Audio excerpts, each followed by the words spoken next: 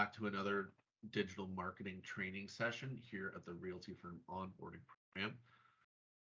In this session, we are going to be looking at Google-based advertising. So to put this in perspective, I want to talk about the importance of Google and Google-based advertising.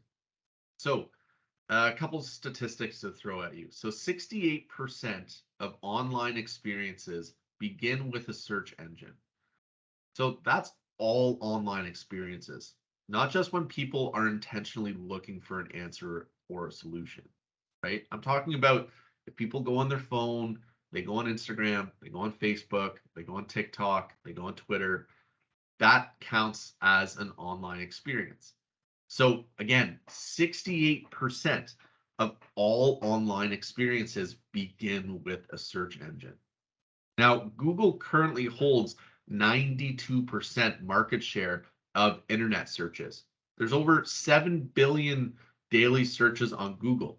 So that is the importance of Google-based advertising, is that Google and all of its advertising capabilities have such a strong platform when it comes to their advertising across the internet.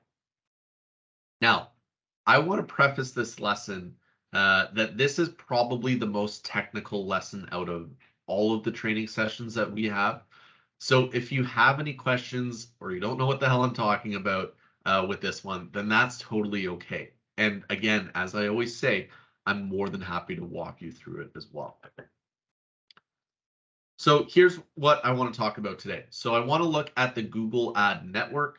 I want to look at some search engine optimization. I want to look at analytics, and I want to look at retargeting.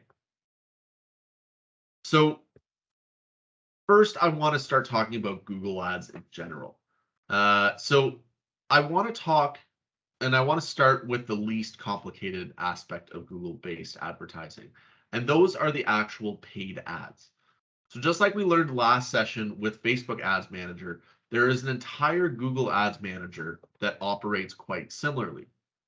Now, when you're looking at Google Ads, again, there's also some pros and cons. So the pros are that it's great for impressions. It allows you to be seen on other websites across the internet rather than just one or two, i.e. Facebook and Instagram. It's inexpensive compared to traditional marketing, so like bus bench ads or billboards or postcards or anything like that. And there's a diverse amount of options. Now, when it comes to the cons, there's a lot of competition. It's not quite as user-friendly as Facebook. There can be some lower click-through rates, and there can be some limited, if any, text allowed on your ads. So there are four primary types of ads that we see every day that are actually Google-based. These are display ads, Gmail ads, YouTube ads, and search campaign ads. And we're going to go over these on the next few slides here. So the first is a display ad. So display campaigns serve visually engaging ads on the Google Display Network. The Display Network helps you reach people as they browse millions of websites and apps and Google-owned properties. So the benefits of this is that it can reach people in multiple places. So display campaigns can reach people worldwide across 35 million websites and apps and on Google-owned properties like YouTube and Gmail. This allows you to expand your reach beyond just the Google search. And you can build campaigns around specific goals, right? So you can drive sales and leads and website traffic, or build awareness and consideration for your business or your product or your service. And it can also be designed for the ease of use, right? So display campaigns use machine learning solutions across targeting, bidding, and formats to reach a new or existing audience. So this can help your campaign deliver the best campaign results friction-free, excuse me. So that's a lot of technical marketing jargon, but basically anytime you see an ad online, or almost anytime I should say, then there's a high likelihood that it's a Google-based ad. You might be familiar with seeing the Google ad logo. It's sort of like this little triangle, and it usually appears in one of the corners of the ad. And if you click on it, it'll say learn more about this ad. That's a Google advertisement. And it is great for driving online impressions. So, for example, my wife and I, we were looking at buying a new car when I took this screenshot. And so Mazda, and specifically we were looking at SUVs, and Mazda has targeted people like me specifically that has been researching new SUVs to serve me an ad for their new SUV, right? So this is the power of Google display ads, where if you manage it and target it correctly, then you can have somebody that searches for real estate in, your geographical area.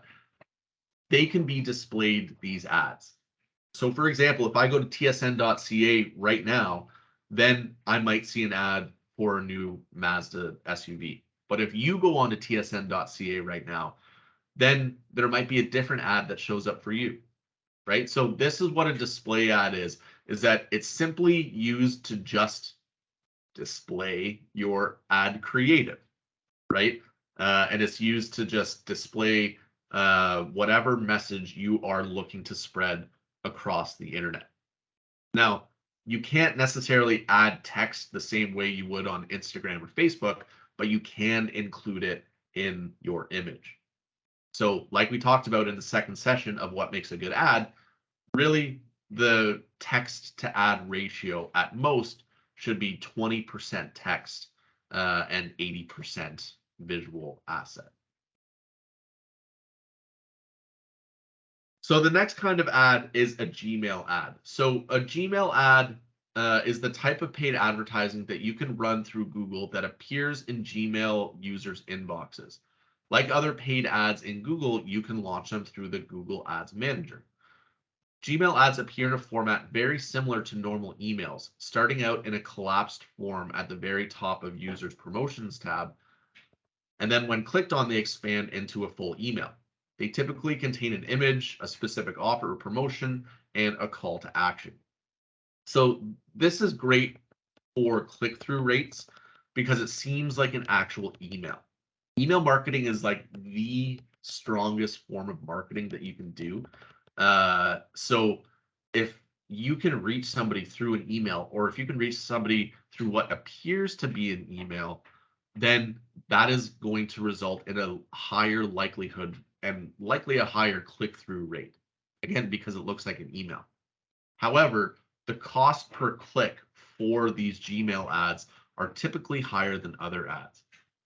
Now, the other really strong pro about running Gmail ads is that Gmail ads are not subjected to the Canadian anti-spam legislation because it's not technically a spam email. It might look like an email, but it's just an ad that Google and Gmail are running through their platform. So it seems like an email, but it's actually not an email. It's just a generic online advertisement. So like I said, it's not subjected, at least at the time of this recording, it's not subjected to the Canadian anti-spam legislation. So the next kind of YouTube ad, or sorry, the next kind of Google ad is a YouTube ad. So YouTube advertising is also done through the Google Ads Manager. And this is a way of advertising your video content on YouTube or in search results so that you can maximize your user reach. This could be your video playing before a user views another video showing up in the YouTube search results for people to watch in full, right? So say you have a listing or you have a promotional video for yourself, then a YouTube ad will pop up before somebody watches a different video, right? I'm sure all of us have watched YouTube videos in the past and we've all been subjected to YouTube ads. Now, it might seem annoying, but it's great for brand recognition and it's great for spreading awareness of your brand right off the hop. whenever somebody might log into YouTube. So it is a solid option when it comes to Google advertising as well. And we'll cover more about creating videos in the next session. But videos should really be made in several different cuts, like a 15-second cut, a 30-second cut, a 60-second cut, and a full-length feature. So really, Google Ads are great for brand awareness, but they do require that you have that high-quality ad or that high-quality creative to back it up as well. And then finally, there's Google search campaigns. So Google offers paid advertisements which appear in search results on Google with, again, the use of Google Ads. So this is an example of a Google search engine results page. The sponsored results or ads are denoted with an ad label.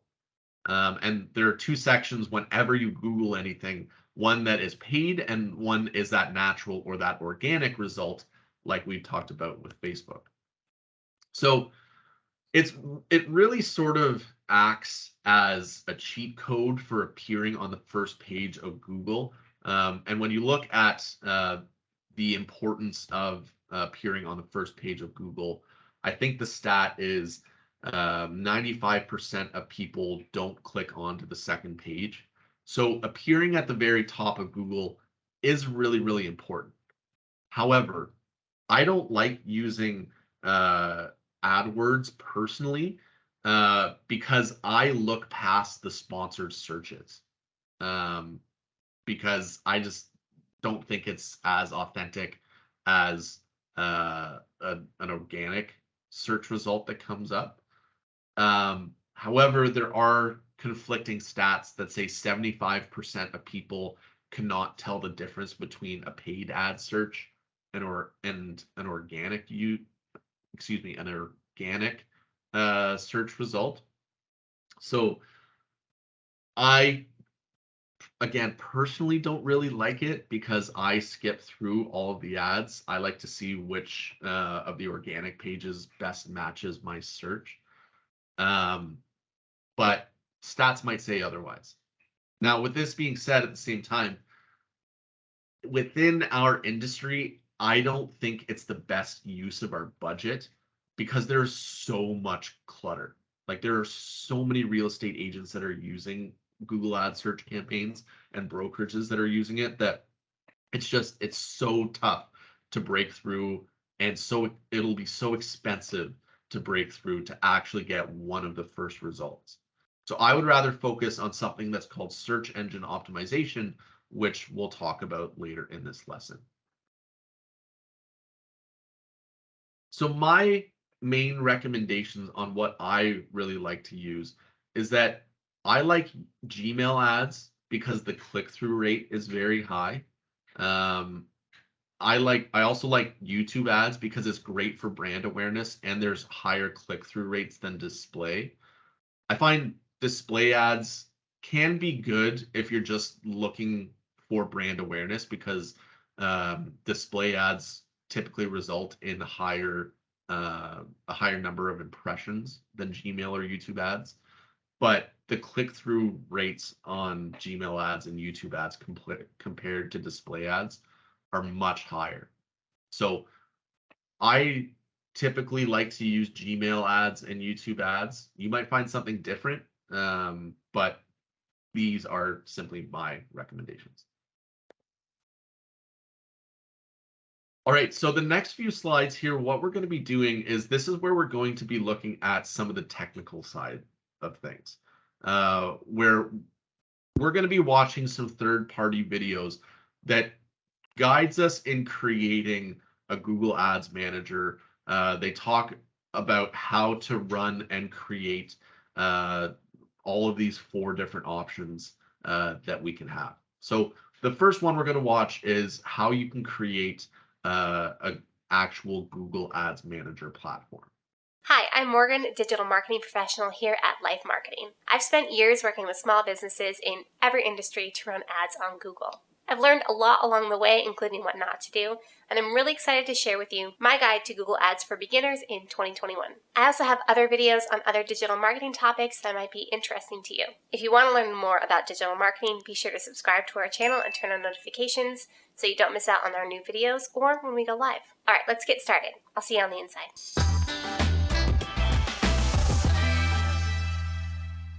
So since you found this video and you're watching it, I'm going to assume that you know how important it is that you advertise on Google. So because of that, I'm not going to spend a ton of time going over statistics or talking about why you should. Instead, let's talk about what I'm going to cover in today's video.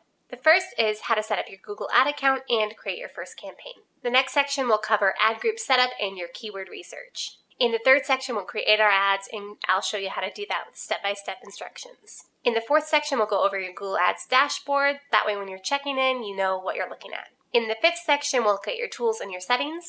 And in the final section, we'll talk about campaign optimization. Now, before we get started, I do want to say that Google has worked really hard to make advertising on the platform much more accessible to beginners than it used to be. If you've ever been on the Google Ads Manager before, you may know that sometimes it can be downright scary, honestly. One of the best new things that Google has come out with is Smart Campaigns. Now, if you're a local business or you sell online, you can use Smart Campaigns, and they're really nice for beginners. This will actually be the default route that Google will take you through if you go to set up a new account today. What Google would like you to do is create your account and set up your new ad all at once. That way you can just start spending money on the platform. Google claims you can do this all within 15 minutes, and you really can. Let's talk about setting up your Google Ad account and your first campaign. Now, I'm going about this process assuming that you're new to Google, and I'm going to go over some things that I notice a lot of people missing. Some of these things can affect your ad performance, so don't skip this part, watch this all the way through. Okay, so we're going to create an account like we've never had one before. First, you need to have an email address and the URL of the website that you're going to be advertising for.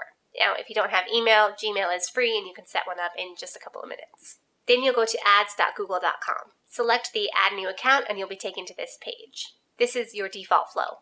There's an option to switch to expert mode at the bottom, and that will take you through the old Ads Manager that people like me learned on. So if you're more comfortable there, you can switch down at the very bottom. I'm not going to do that for the sake of this tutorial. Now, next you'll choose what you want to promote. I'm going to select website because that's usually what I do for clients. Click Next. If you have a Google My Business account and you're logged in, Google may show you how to connect these two things so that your ad account and your Google My Business are working together. This will autofill a lot of the information for you and kind of speeds up the process. So if you do have a Google My Business, I recommend taking the time to connect these now. You'll click Next if you have this option. Now, enter the business name that people will search for you by here. This isn't like an internal name just for you. Keep that in mind. Next, you'll enter your website URL. This is where you want people to go once they've clicked your ads. Now, Google will scan your website and display it to you just to double check that they've got the right place. Confirm that they do, and then click Next. If Google doesn't detect Google Analytics on your website, they'll give you the option to set that up now. I'm going to skip this for now. You'll get this prompt if you skip it, reminding you that connecting Google Analytics is a wise decision and is essential to your ads. You can connect your existing Google Analytics account here, or you can be a renegade like me and skip. Next, you're going to pop right into ad creation. Remember, this is a quick start flow, so it's just going to zoom you right through. If you have good copy on your website already, Google may actually fill in pretty good ads for you. Now, of course, you can edit any of these options just by clicking into the field, so make sure that they're all polished and you like everything before you continue. Now, if you have a phone number that people can call and you like to take calls, then I suggest including this option for you. You can add the call extension to your ads, and I found that it works really well, so use it if you have it.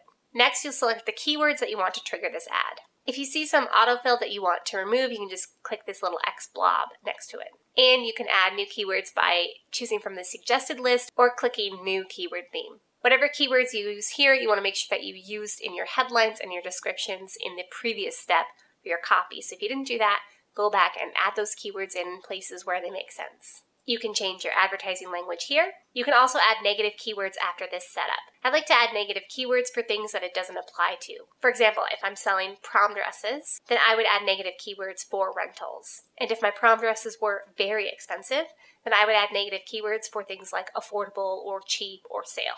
After you add those, click Next. Now you choose your geographic targeting, or you can enter your address if you have a physical store for location targeting. Remove any suggested locations that you don't like by clicking this X blob again. And when you're happy with your targeting, click Next. This is where you'll set your budget. Choose from one of Google's suggested budgets if you'd like. Notice the daily average, monthly cost, and estimated monthly clicks here. Or you can enter your own budget if you have that. I like to play around with the slider just to see how much results change. It can help you make the decision whether you want to pay a little bit more for a few more conversions or not. Click Next. Now you'll review your campaign and prepare to publish, and click Next again. You'll enter your payment information and your organization info here, and click Submit.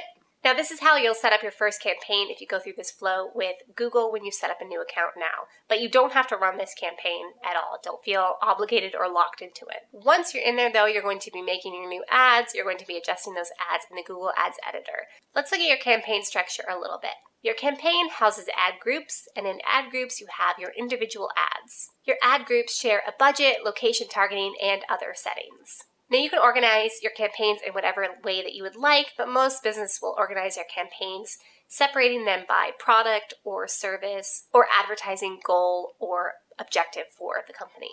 You can use campaigns to run your ads in different locations or using different budgets. Now you can have multiple campaigns in your ad account, and each campaign can have multiple ad groups, and each ad group can, you guessed it, have multiple ads. At the campaign level, you can adjust settings like budget, language, location, Google network distribution, and more. But before I show you how to do that, here's a message from one of our co-founders about our new marketing classes.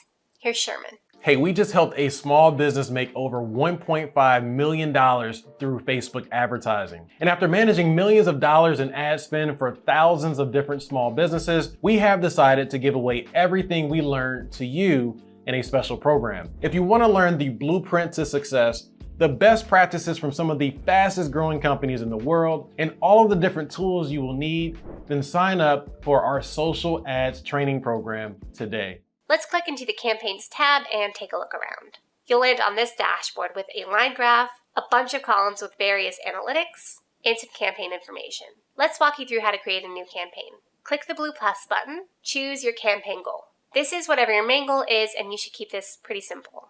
I'm going with website traffic, but choose whatever you need for your business. Click Continue. Now you'll select your campaign type. You may have different options here depending on which goal you choose. Click Continue again. Enter the URL that you'd like people to land on when they click your ad, and click our favorite button, which is Continue right now. Enter your campaign name and choose which networks you'd like to show your ad in. I would check both here. Expand to show more settings by clicking here. Now these are all optional. You can set start and end dates if you would like and add your tracking URL, which again is optional. Here's where you also would choose dynamic search ad settings and set your ad schedule. Select your locations here.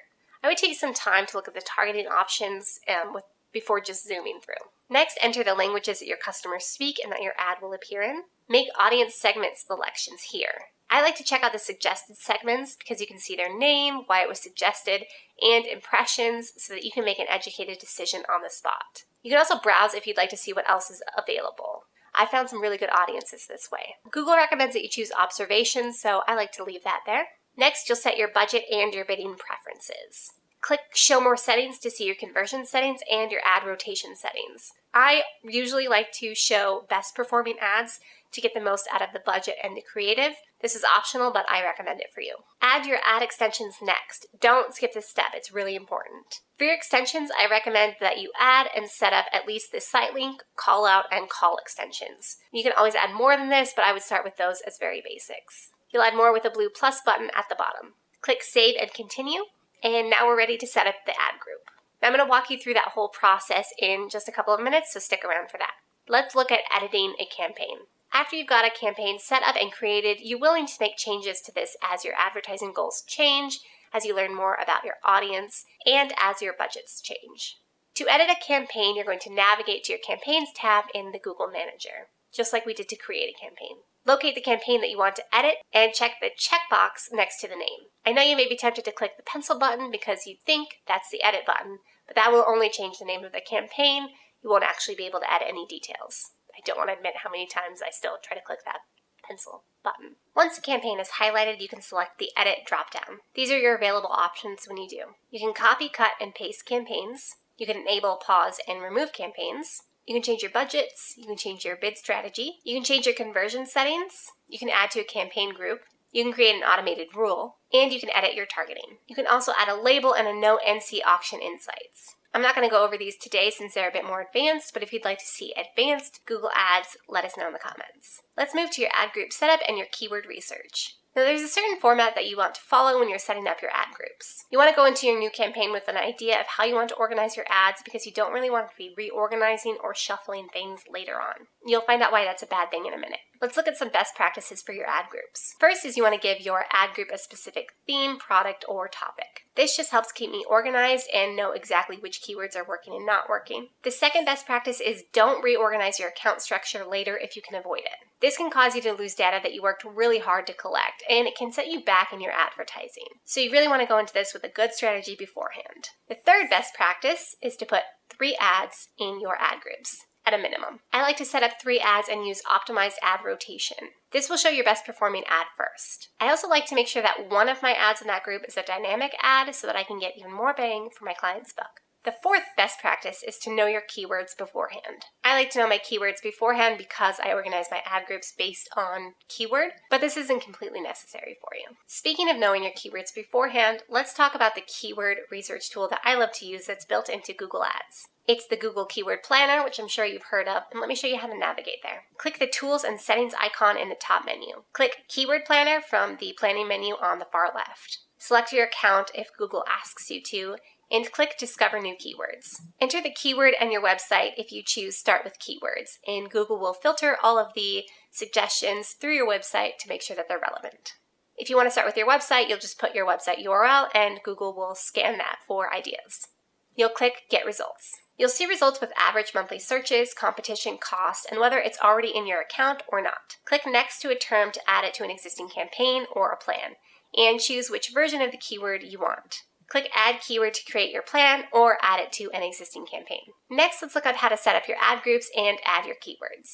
Continuing from our ad group creation window, we'll see that we're working on a responsive search ad. Scroll down to complete the setup. Enter the final URL and enter your headline options. Google's really good at suggesting some. You'll just want to make sure that you include the keyword in your headlines at least once. Make sure that you watch the ad strength window to the right because that will tell you when you're getting a really good ad and when your ad still needs some work. Next, fill in your description. I recommend maxing out the character count and available options in both headline and description.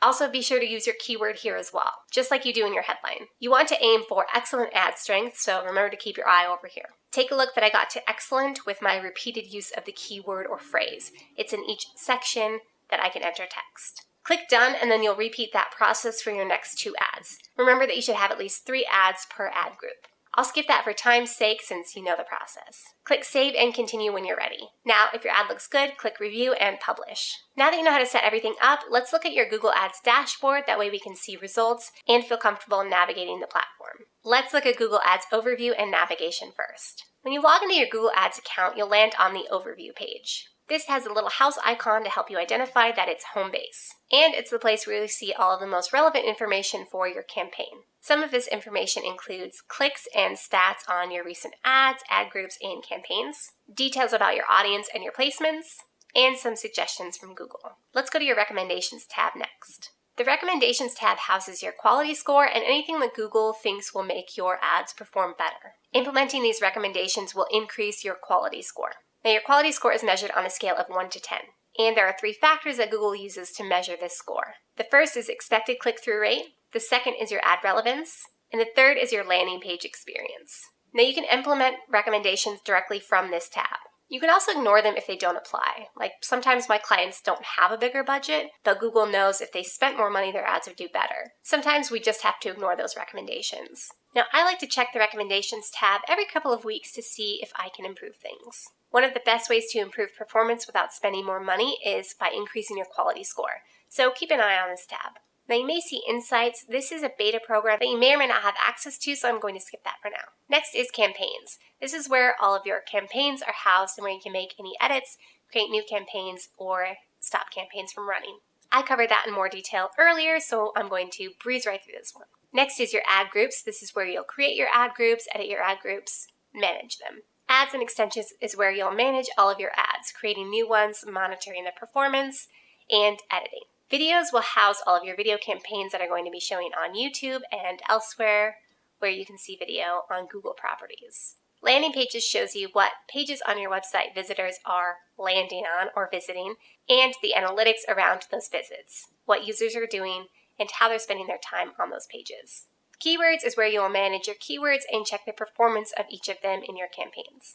Audiences lets you look at audience segments and demographics for the people that are clicking. It's great to check to make sure that your expected audience is actually matching your realistic audience. Placements shows you where your ads are being shown across Google properties, including any exclusions. Click in Settings to find extras for managing your campaign and account. Let's get into tools and settings.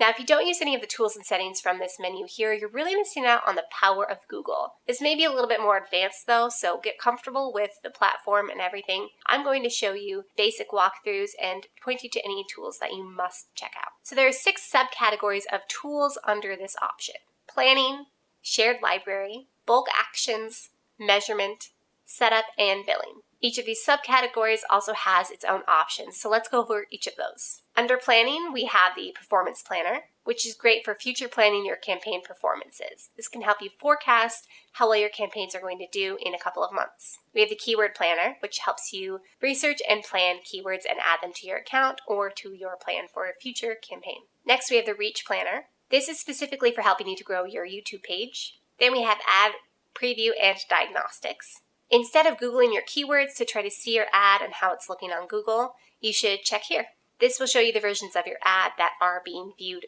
now on Google, and if you have any issues, it'll outline these here as well. And the App Advertising Hub is for you if you've got an app. All right, let's look at Shared Library. So under Shared Library, we have Audience Manager, where you'll upload your audience lists and create your segments. Bid Strategies, so that you can check and manage your strategies across campaigns. Negative keyword list, so that you can make sure your ads aren't showing to people who they shouldn't be showing to. This also houses your shared budgets. You can use one budget across multiple campaigns if that makes sense for your business, and you'll do that here. Next, you have location groups. If your business has a physical location, you'll manage those here. And then your placement exclusions list.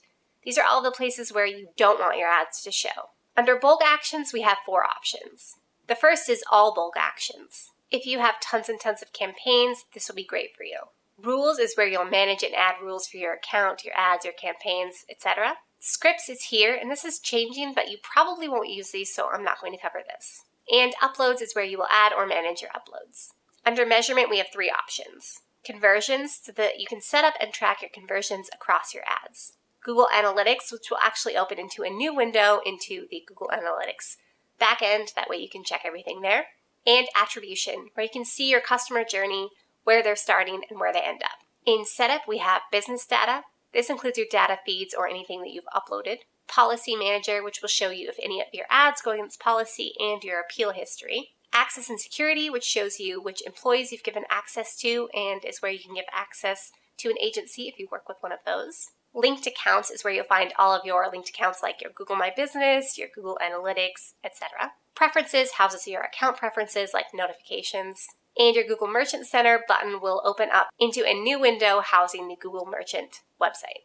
And finally, let's look at billing. We have your summary, which shows you all of your payments and charges for your account. Documents will have all of your statements that you can download for taxes or bookkeeping purposes. Transactions lists out all of the times that your card was charged for Google Ads. Settings houses your payment details, your contact information, etc. And promotions will track any promotions. Sometimes Google will give you a certain amount of ad spend for free or give you some type of promo, and that's where you'll find these. Whew, I know that seems like a very long journey, but we made it, we're through, and I think you're ready to run your first ads on Google. So as I talked about in the video, in order to create any of these assets, you'll need this Google Ads Manager account. So definitely walk through this. There's some other great resources online.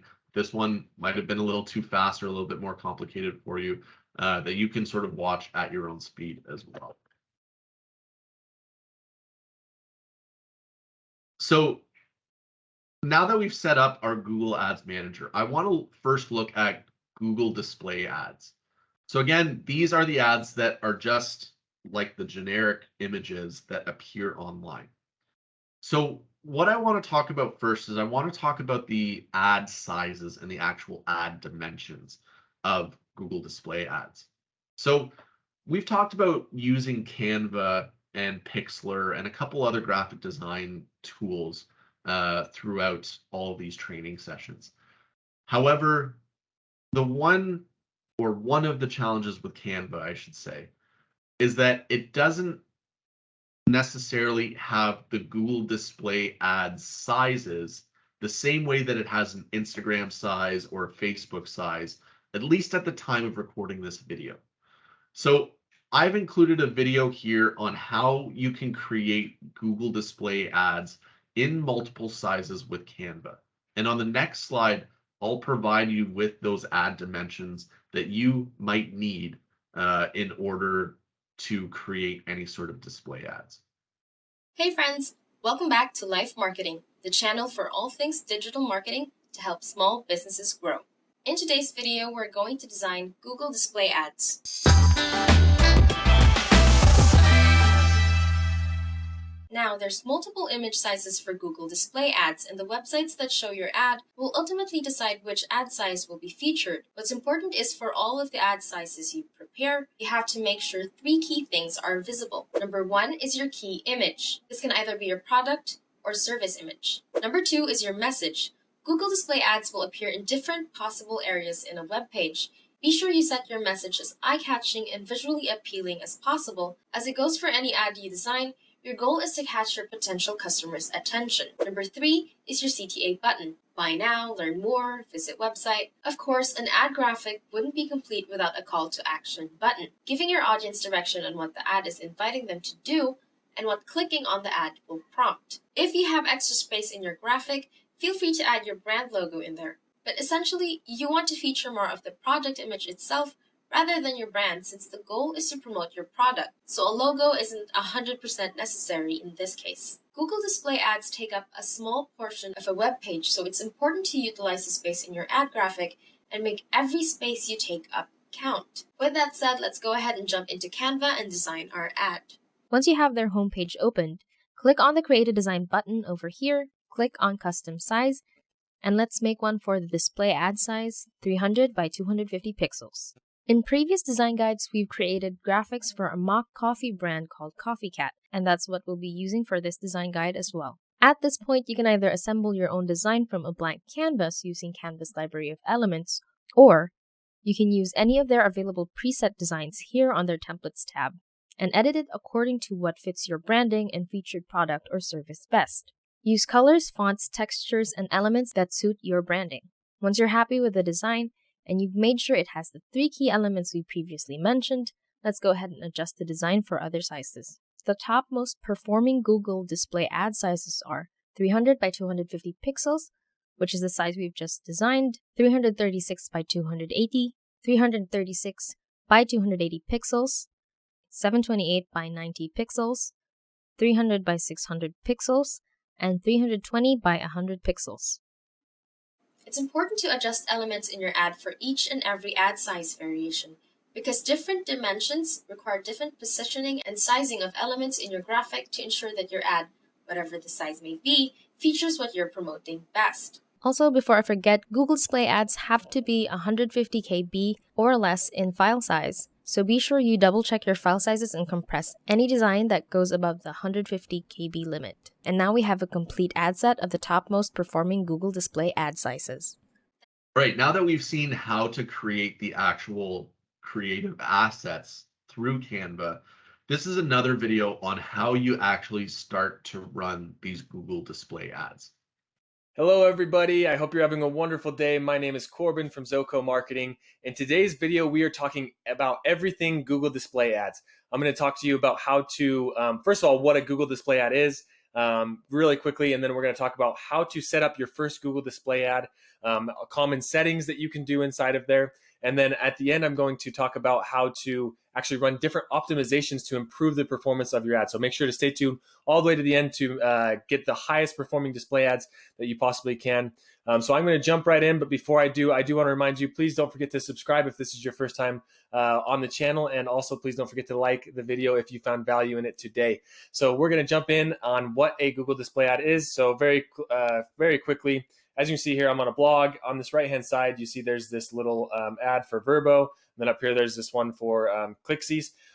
Those are display ads. They show up on blogs or websites or different things.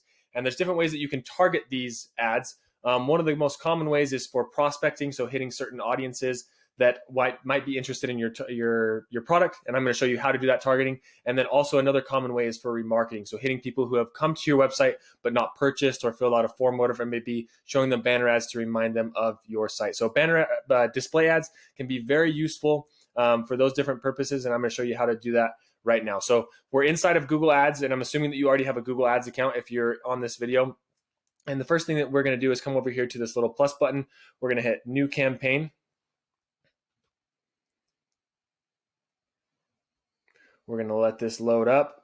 And there are a lot of different objectives that you can do for display ads, but for this purpose, we're going to do website traffic. For most people, website traffic or sales and leads are what I recommend. If you have conversion tracking set up, do sales and leads. If you don't, then do website traffic. Next is we have all these different options. Of course, we want to hit the display to actually run display ads. Now, it's going to present you with 3 different options. Standard display is where you as the advertiser have the most control. This is where you can choose your targeting, your bidding, and all the different settings inside of here. 99% of the time, this is what I go with is standard display campaigns. Smart display campaigns is using Google's smart algorithm to actually pick all the optimizations such as bidding and targeting for you. I have seen it where Google just tends to take people's money and run with whatever they can. So I like to have more control and not give it to Google. So I go with the standard display campaign. And then the third one here is Gmail campaigns, which are those ads that show up inside of a user's Gmail. So very straightforward in there. Most of the time, though, you're going to want to go with standard display campaigns. Optional, you can add your website inside of here if you'd like. So we can go https www.zocomarketing.com. And then we're going to hit continue.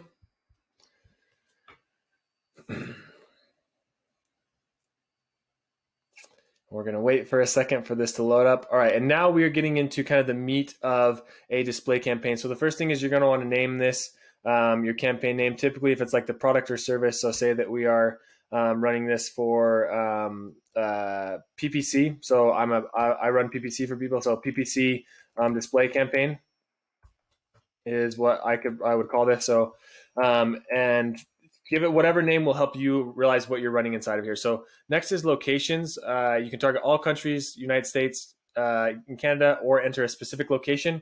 If you only wanted to target like a certain state, like Arizona or New York or Florida, you could go through, or anywhere outside of the United States, you could go through and hit add another location and type that in right here inside of the bar. So say we wanted Arizona, we could type that in and target Arizona specifically, or say we wanted to exclude whatever reason Arizona inside of here, we could do that as well. Now, one setting that is important to note is if you come down here to this location options, Google sometimes gets you to spend more money than you need to, and that's why you're watching this tutorial, because I want to save you money. So the first thing is right here, this location options. You notice how they kind of have it hidden? When you're in the targeting, the default is to target people who are in or regular or show interest in your target location. So say you want to only target in the United States, and people are Googling for things that show they're interested in the United States, but they're not in the United States, then Google is going to show your ads to those people. So typically I like to then go through and click this button. So it's only people who are regularly in the United States or in my target location. So, or in the United States and Canada in this case, because I'm targeting there. So an important setting to check inside of here, and then you can leave this inside of the people in your excluded locations. Now, next we have languages, which is pretty straightforward. Just go through and select the languages that you want to target for your audiences. And then right here is bidding. And I know that bidding can sometimes be, there's lots of different bidding strategies and things that you can do inside of here. As you see, Google will ask you what you want to focus on. I'm not going to get too much into bidding, but I want you to kind of know the basics for this tutorial. Now, you can optimize either for conversions or other options. I don't have conversion tracking set up for this demo account, or else I could do these other options, or viewable impressions. So if you want more brand awareness and you want just people seeing your banner ads everywhere, you're going to want to go for this viewable impressions. But if you want to actually get a sale or a lead, or people clicking on your ads and going to your website, then you're going to want to choose this conversion. So for this setup, I'm going to do conversions. And then you can manually set your bids, or you can automatically maximize your conversions. I typically, when I'm running a brand new campaign, I go for manually setting bids. And this gives me just a little bit more control on what I want to pay for my actual ads. Now, you could also come through if you don't have any idea, or you don't want to manage your bids, you want it to be more automatic, then you can do automatically max for conversions. but it is totally up to you on where you want to go from there. Now, as you'll notice, the next thing that it asks is, or you can select bidding strategy directly, and there's all these different things, but I'm not going to get into this right now, but for now, that's what we're going to talk about for bidding, not to just trip people up a little bit here. So the next thing is this budget. So it's going to ask for your average daily budget. Typically for a display campaign, I'll spend anywhere from, $10 to $50. So for this one, we'll just say $20. And as I put this in, you'll notice on this right-hand side, we're going to see this bar start to load, and it's going to give you an idea of how much traffic you can drive with that kind of budget. So as you can see, I'm going to move myself over down here just slightly. There's up to 100 billion impressions, because right now we don't have any targeting. We haven't limited anything. It's basically targeting anybody on Google. And we can get around 170 to 420 clicks at an average cost per click of 27 to 65 cents. So as you can see, these are very cheap clicks that you can drive to your website. Sometimes it's not the highest quality of traffic, but it's a very kind of cheap way to go about driving traffic to your website. And you can see the impressions here and the click-through rate. Now, pay attention to these metrics, because these are going to change. I'm actually moving myself up here. These are going to change as we add more targeting, which is the next step that we're getting into. So we've set our budget, we've got our bidding, and you can come in here to additional settings. And there's some other things that you can do inside of here. I'm not going to cover too much into these, but because they're pretty straightforward. But you can change your ad schedule to certain times of the day. You can set start and end dates. You can choose the devices that you want to show on. Campaign URL options. These are if you want to add what's called UTM tracking parameters. I'm not going to get into that in this video. And then dynamic ads. This is more for e-commerce. If you have a data feed, more high level or more advanced feature. And then you have conversion actions and content exclusions inside of here. Once again, I'm not going to go too deep into those options for the purpose of this tutorial. Now, the next thing is we have the ad group, and best practice is to name your ad group to describe your targeting or the targeting that you're going for inside of here. And you'll kind of get an idea of what I mean once we kind of jump into this. Now, if you want, I'm going to be covering the targeting options, but if you want a more in-depth tutorial on all the different targeting options that you can do inside of Google and YouTube and all the different platforms, you can check out the link below. I go through and walk through all of these different audiences in very big detail, but I'm going to give you a high-level overview right here, right now. So Google has all of these different audiences, and as you can come in here, there's a ton, right? So if you come into Browse, it kind of breaks it out into detailed demographics. So we can say, okay, let's target people who are parents of these different things. Say you had a product that was for infants or babies or different things. You could target by marital status, education, and homeowner status. So lots of useful things for it depending on what your niche is. And if you come in here, there's also what's called infinity audiences. And these are people who have shown interest in certain products or services. So if we come in here, you can get an idea of some of the products or services that go along in the affinity categories. And then next we have in-market events, which are people who are actively searching for a product or service. So say that I am a company that is looking for a specific software right now. I could come in here and we can go to in-market audiences and then maybe go down to business services. And for me, because I want to target people who are looking to run PPC, maybe I can come into advertising and marketing services, and I could target people who are actively looking inside of Google for SEO and SEM marketing services and run my display ads to those people. So a very powerful audience. And as you can see, as I've added these, it's now adjusting my clicks and my click-through rate and then my average impressions inside of here. It's actually hasn't adjusted it just yet, but it will once we kind of get through in here. So we're going to actually exit out of this business services. We're only going to do in the market for SEO and SEM services. And now, as you can see, it's dropped down to 3 billion, and it kind of gives you a new estimate on your clicks and different things inside of there. The next thing that we have is your remarketing and similar audiences. So if you wanted to run a remarketing audience, this is where you could attach that, is right here. And then you can add combinations. So say that you wanted to hit people who have hit your website in the last 30 days and also are interested in SEO and SEM services. So the possibilities are not endless, but there are lots of different things that you can do inside this audience targeting. And that's why a lot of people like to run these display ads, because you can get so targeted with the audiences inside of here. So for instance, the ad group, now that I've kind of picked my audience in here, I want to target people who are interested in SEO and SEM services. So I would put in market, and then we do SEO and SEM services. And then that way, when I go back to this ad group, I can see that's the audience that I'm targeting inside of here, and I don't have to go through and kind of go back through the campaign to see what that is. Now, the next is you can also target by more demographics here. You can change the age, male, female, parental status, household income, all different things. And then notice, though, household income is only available for certain countries, depending on where you are watching this video from. Now, the next thing is, so these are targeting specific audiences. So there's audiences right here, and then there's placements. So placements you can target by keywords, topics, or specifically placements inside of here. So what that means is keywords inside of this area, it's going to be targeting blogs or different websites that have keywords that you're targeting. So if we hit in here and content targeting, and we wanted to add keywords, let's say we wanted to target blogs that are talking about SEO services, right? So that would be a way that we could also target people inside of Google. Most of the time, I will target only pretty much exclusively by these audiences. But if you wanted to experiment with keywords and topics and placements, you could do so as well. I'll kind of run through what let's look at the topics as well, so you can get an idea of what that is. And inside of here, there's just a bunch of different topics. Same thing. It's topics that are talking about these different interests, blogs or articles, websites, different things like that.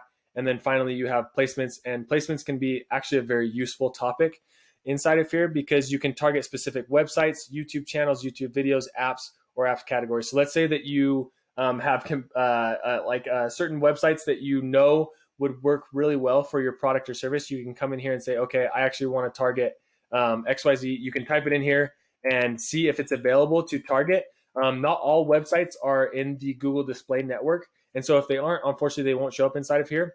But you could go through and test this and find all the different websites to target your ads to specifically in this search bar. Okay, and next we have this target expansion. And most of the time, I will actually turn this off because I have my targeting and I know who I want to hit. And I have enough impressions in here. I have almost 1 million that even with this target expansion, I think I'll still be able to hit my target audience and not spend my entire budget. So if for whatever reason you have a massive budget and you need to do this target expansion, you can, but most people, I recommend turning this off.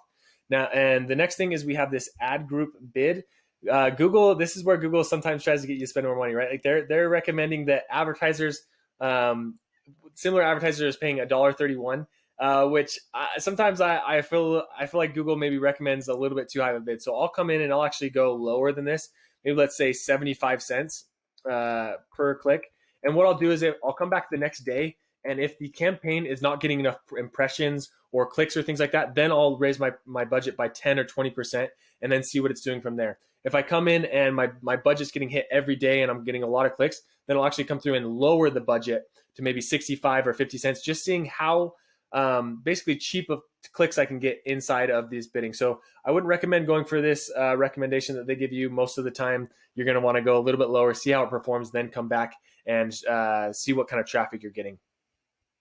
Now, the last part is we are going to create our ads. So there are a couple different ways to do this. Google really is pushing this new. It's somewhat new. It's been out for a couple years, but responsive display ads. This is what I recommend. This is how you're going to get the most bang for your buck. But if you wanted to, you could change here and you could upload display ads straight onto if you had all the different formats. So there's lots of different specs inside of here, and I can show you what those look like. So if you come in here to change and you actually just add the URL and then choose files to upload.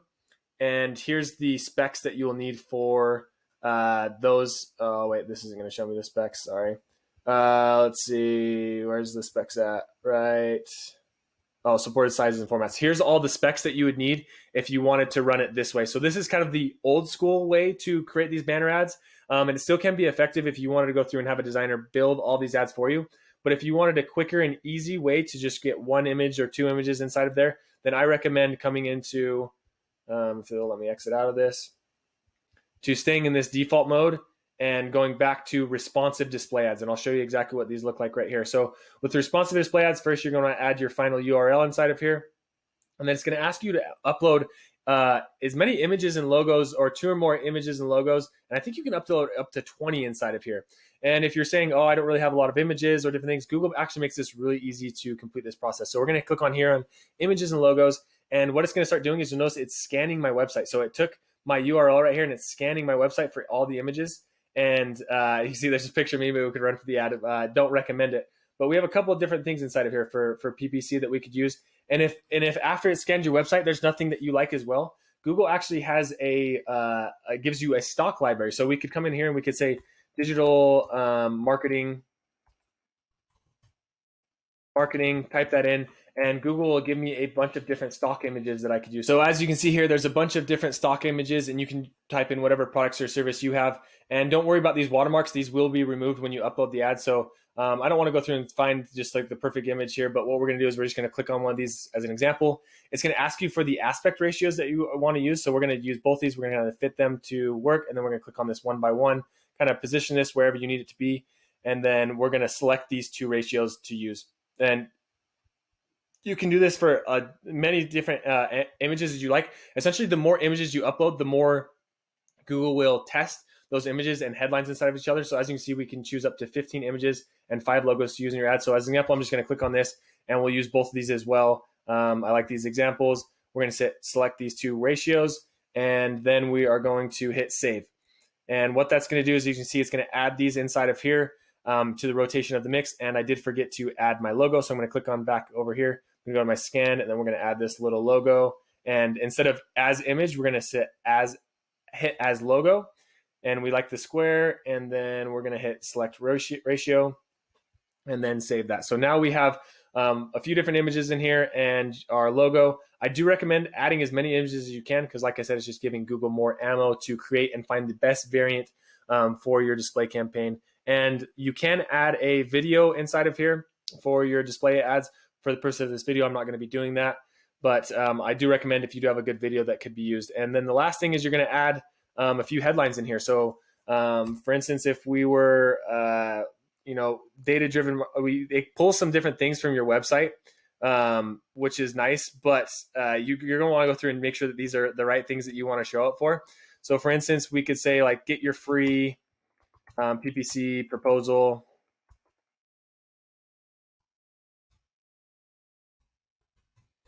Like as a call to action, marketing consultation. Basically, just add as many CTAs or things as you can for up to 30 characters for your headlines. You can add up to 5 inside of here. So if you want to go through and add all those 5, and then it asks for one long tail headline. And once again, this is pulling copy from my website. So, but you're going to want to go through and change this, and we can, add this headline right here. These aren't very good headlines. You're going to want to write better copy, but you kind of get the idea of what this looks like. And then a couple of descriptions, and you could add up to 5, I believe. And then the last thing you want to do is add your business name right here. So Zoco Marketing, and there we go.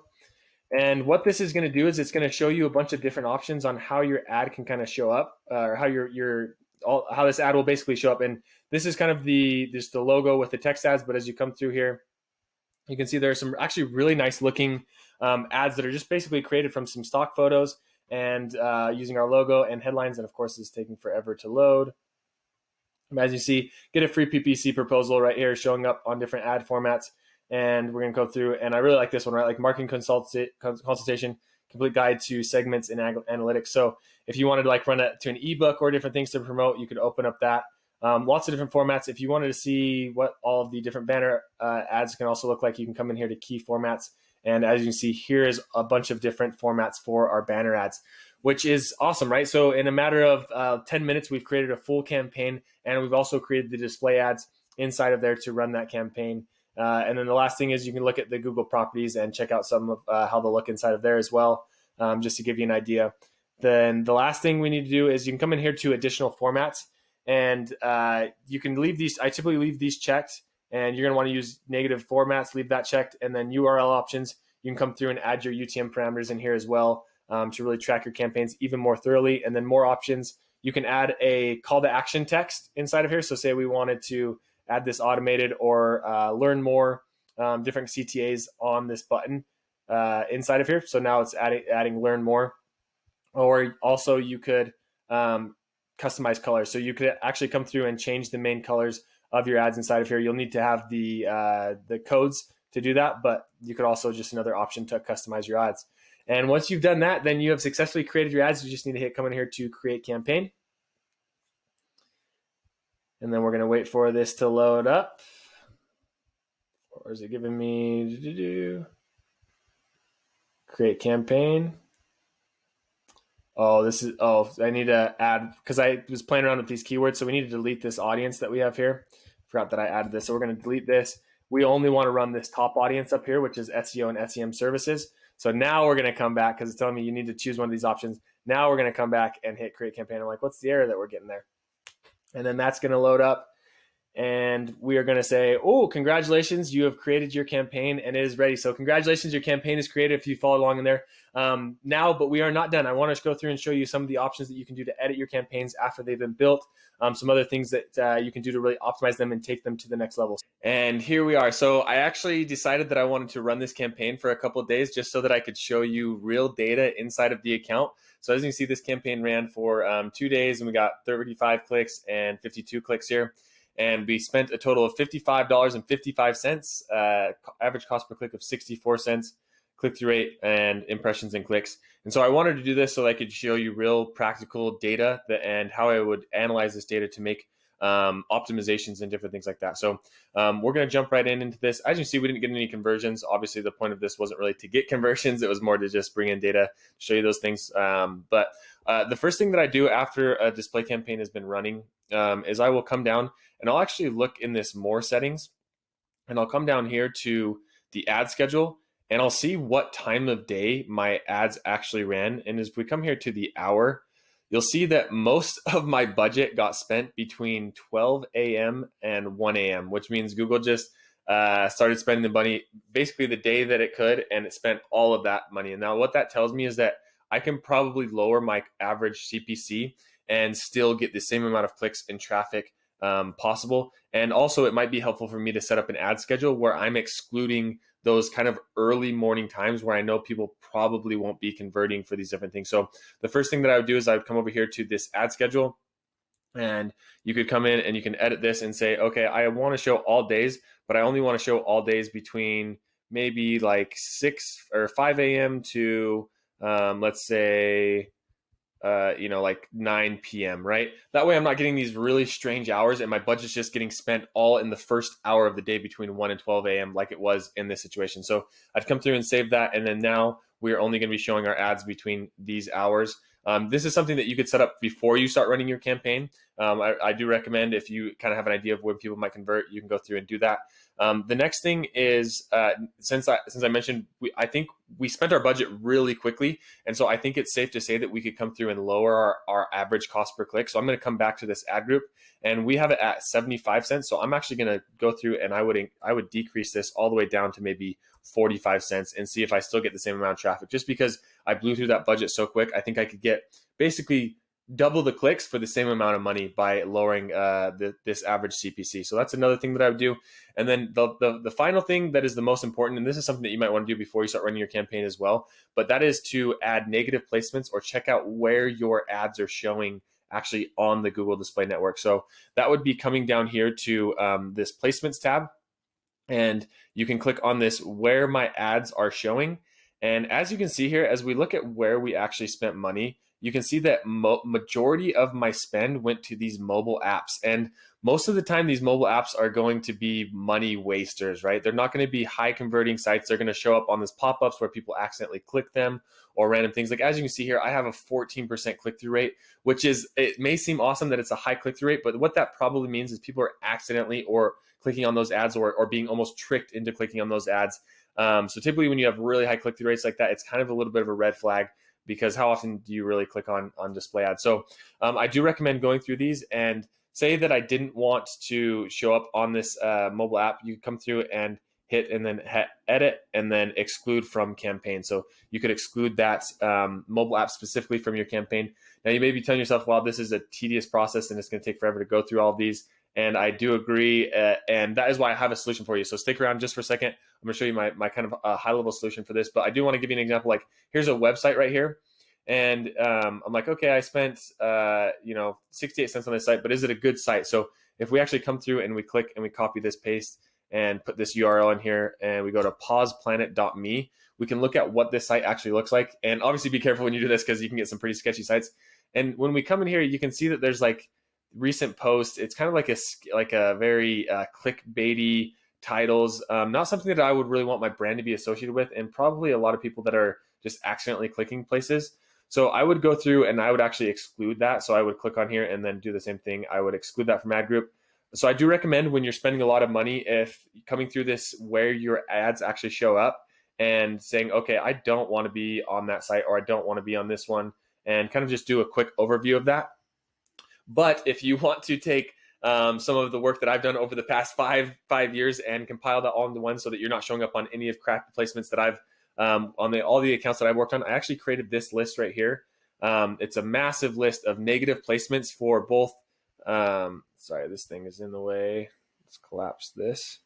It has display placement exclusions, and there are over like 30,000 on this list. And then it also has mobile app placement exclusions. And if you are doing YouTube stuff, you can also do YouTube channel exclusions. And what this is a list of crappy mobile websites, crappy mobile apps, and crappy websites that I've identified over the past years, and in compiling different lists and putting them together. And this is going to be 100% free down in the link below. Go through and click this. And what you'll want to do with this list is come through, and I'm not going to copy the whole thing because it will probably freeze with the camera running in Excel, but basically take I'm only going to grab a few here, but you're going to want to grab the whole list. Copy this, actually first file and then make a copy for yourself. This is where you have it, but then come through here and copy. Oops, I just hit Command V, Command C, and then come over to this, and then you're going to go to exclusions, and then you're going to come through here. You're going to hit this little blue pencil. You're going to hit exclusion placements, and then you want to, let's hide this. You're going to want to enter multiple placements right here, and then just come through and copy that list. I think it will only let you do like 10,000 at a time. So grab 10,000 or whatever that may be, and then you're going to make sure you hit this add 13 placements here. And then you are going to save that. So that's for the website. You can go through and add those for sites, and then you're going to want to come through and do the same thing for mobile apps. So we just did that for the display placements. Then we're going to come to mobile app exclusions, and then we're going to grab, for you, you're going to want to grab more than 13, grab all of them. And essentially come in here back to placements, grab the little pencil again, exclude placements. And then this time we want to enter multiple placements and hit that right there, add these 14 placements. And one placement wasn't added. Maybe it's like the wrong format or something, which is totally fine. So, but if you wanted to be excluded from apps completely, or you didn't want to show up on apps, what you could do is you could come here to apps. You could come into app categories and then basically just exclude all of these categories. And that's like a kind of a quicker way to just like, I don't want to show up in mobile apps. I can go through and just essentially click on all these and say, no, I don't want to show up in any of these categories, save that. And then now you won't be showing on majority of apps, but still keep an eye on those different things. So as I said before, at least at the time of recording this video, there are no preset Canva dimensions for Google-based advertising. So if you're going to use display ads, you'll need to custom create using these dimensions on Canva. So feel free to pause this video and take down or screenshot these ad dimensions. You can find them online as well if you search for it on Google. And this will help guide you in creating any creative or any visual assets that you would want to use for your Google display advertising.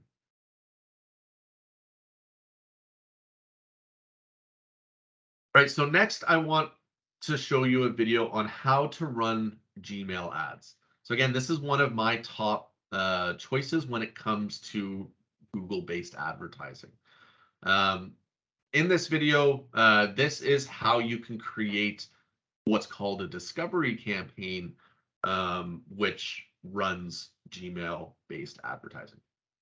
People turn to Google to find answers, communicate, be entertained, and discover great ideas. Scrolling through feeds is becoming a bigger part of that journey.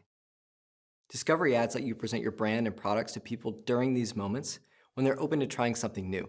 And these moments provide a great opportunity for you to become one of their favorite brands. Discovery ads are adaptive and will present your message on YouTube's Home and Watch Next feeds as people are browsing for their favorite videos, in Gmail as they look for offers and promotions, and in Discover, where millions of people scroll every day to catch up on their favorite topics. Setting up your discovery campaign is simple and should align with your marketing objectives. For example, you can focus on generating new leads, driving online sales, or building awareness and consideration for your brand. Let's go over the setup process together. In your Google Ads account, choose a campaign goal and select Discovery as the campaign type. Enter a campaign name and choose the locations and languages you'd like to target. Now it's time to select your smart bidding strategy. Smart bidding relies on Google's powerful machine learning to set real-time bids for each and every auction to help you achieve your marketing objectives. you'll choose either the Maximize Conversions or Target CPA bidding strategy. Maximize Conversions will use your daily budget to gain as many conversions as possible within your set budget, while Target CPA will drive as many conversions as possible using the target cost per action that you've set. If you choose Target CPA, make sure that your daily budget is at least 10x your CPA. Next, continue through the campaign creation process by creating an ad group. You'll now select your audience targeting. If your marketing objective is to drive online sales or generate leads, start with the performance audiences of remarketing, customer match, custom intent, and in-market. These audiences include people who have previously engaged with your brand or have already shown interest in your product or service. If you use custom intent, it's recommended to build an audience with 10 or more of the best performing keywords from your search campaigns. To broaden the reach of your selected audiences, be sure to turn on audience expansion. If awareness and consideration are your marketing objectives, consider also adding life events, which allow you to reach people during major life milestones, and affinity audiences, which are based on interest and habits. Make sure to separate your audiences like remarketing and custom intent into different ad groups or campaigns. Now you'll want to provide creative assets. These will be used to build rich and vibrant native ads and are optimized for all discovery feed experiences across Google. Next, enter your final URL. When selecting images and logos, you'll want to use your highest quality assets. To get started quickly, reuse assets you've already seen success with in other channels like social. To drive engagement with your ads, follow these creative best practices. Use inspiring, high-quality images that highlight your brand's value proposition. Select creatives that showcase your product clearly in well-lit settings. Show people using your product in authentic ways. Select realistic scenes. Provide as many unique assets as possible. And upload both square and landscape images. If you don't have images to get started with, you can use the Stock Photos tab for some fresh inspiration. Now, enter up to 5 headlines and 5 descriptions. Make sure that your text offers a clear call to action or highlights any special promotions. And lastly, provide your business name and select your call to action text. That's it. You've officially launched your discovery campaign. Congratulations. Be sure to give your campaign time to learn and optimize. It's recommended to allow 2 to 3 weeks before making any changes. Also, once your campaign has had enough time to learn, be sure to click on View Asset Details to see how each image, description, and headline is performing. To optimize your campaign, swap out any low-performing assets with fresh creative. For more step-by-step videos on Google Ads implementation and optimization, check out Google Ad tutorials on the Google Ads YouTube channel. If you have any questions or for more information, please visit Google Ads Help.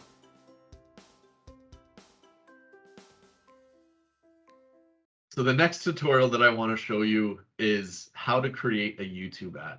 This is another great tutorial that walks through the Google Ads Manager and how to create YouTube commercials or YouTube ads. By the end of this video, you'll be ready to run your very first YouTube ad. Let's dive in. YouTube ads are actually run through your Google Ads account. But before we get there, you will need to set up a YouTube channel if you haven't already. There are timestamps in the description below in case you need to skip ahead. Once you log into your Google account and navigate to YouTube, you're simply going to click on the profile picture on the top right-hand side, and the first option will be create a channel. Once you click there, add a name, click next, and your YouTube channel is created. You will need to upload the video you plan on running as a YouTube ad to this channel, but we'll get there as we move through this process. You'll now need to create your Google Ads account. You can visit ads.google.com to get started. Simply click on sign in. I do recommend that you use that same Gmail login for your YouTube channel as well as your Google Ads account. You'll then click on the button that says new Google Ads account, and it will start to create your account for you. On the next screen, your Google Ads account will give you a few options. You do have the option to connect your Google My Business account if you already have the YouTube video that you want to run as a YouTube ad uploaded to your new YouTube account, you can select your video and it will ask you for the video URL. If you do not yet have the video you'd like to run, select your website and go through the prompts one by one about your business information. The prompts may ask you about budgets and different ad copy for your new Google Ads account. You do not have to use these options for the YouTube ad you plan to run, but select whatever you want on these prompts to simply move through the setup process, and then we'll be able to create the ad that you intentionally want to run on YouTube. Now that you've set up your Google Ads account, you need to link the YouTube channel that you created to the account. You'll do this by simply navigating to the Tools and Settings button at the top right and clicking on the Linked Accounts option. You'll then see YouTube channel, and I'm simply going to click Manage and Link. Click on the blue plus button and either find your channel name or paste your YouTube channel URL. If you're signed in with the same Gmail account used to create your YouTube channel, it should auto-populate. Before I get to the next step, do me a favor and hit that like button if you're getting value from this video. It really helps the channel out. Now you're going to navigate to your YouTube channel. At the top right, you're going to click on YouTube Studio. We are then going to click on Content. You'll either upload your video there or you'll navigate to the video that you'd like to run as your YouTube ad. It's important to note that you are able to have this video as public, but I prefer to have my ads unlisted so they don't show up on my channel. We'll now need the URL of that specific YouTube video to paste into our Google Ads account. You can simply click here to get the shareable link. Now we're navigating back to our Google Ads account and we are going to select the Create New Campaign option. I'm now on a screen that's asking me to select the goal I'd like to use for this campaign. I'm simply going to click on Create a Campaign without guidance. The next option is the type of ad that you'd like to run. Video is the type of ad we'll be running for a YouTube ad. The next option is to create a campaign subtype. On this screen, we will get to decide where these video ads are actually shown. I'm going to select Custom Video Campaign and then click Continue. Now we're going to be selecting our ad settings. Walk through the prompts one by one and select the options that work for you. The campaign name should be related to the goal of the campaign or the specific YouTube ad you're trying to run. The name of your ad will only be visible to you. Under these campaign settings, I have two options for my bid strategy: my cost per view or my CPM, which is cost per 1,000. I'm going to select maximum cost per view. Under budget and dates, we'll have the option to select either a daily budget or an overall campaign budget. If you select an overall campaign budget, you will need to add the start date and the end date. If you select a daily budget, you will not need to select dates for that. I'll be selecting the daily budget. The next option is the networks. You'll have 3 different options to select from. YouTube search results will allow your ad to be shown in the YouTube search results. For YouTube videos, your ad will be shown inside of YouTube videos, and for the display network, your video will be shown on platforms other than YouTube. I am only going to select YouTube videos for this specific ad. I'm now going to select the country and location that I would like to show my ads in. I'll also select the language that I would like my ads to be shown to. The next option is the inventory type. I recommend leaving this as the standard inventory option. These options relate to the type of content and mainly sensitive content that your ads may be shown inside or next to. The next option is about excluding your ads from certain types of content, such as games, live streaming videos, or embedded YouTube videos. If you do not care to exclude your ads from any of these content types, you can simply skip to the next prompt. You also have the option to add a related video. This video will be shown below your video ad, and this is designed to give your ad a little bit more context. Under the Conversions tab, we have 2 different options. If you already have conversions set up, you can select the option to choose a conversion action for this campaign, or you can just leave it as the default. If this is your first ad, I suggest leaving several of these additional options to default. If you want to run your ads on specific days of the week or times of the day, either to reach your audience at the best time for them or to save your budget, you can play around with these options, but for now, we're just going to leave them as is and move forward. The next step is to create a name for your ad group. Now we're going to move on to the audiences and placements for our video ad. The first option that we'll see is the demographic option. You can check off any specific ages,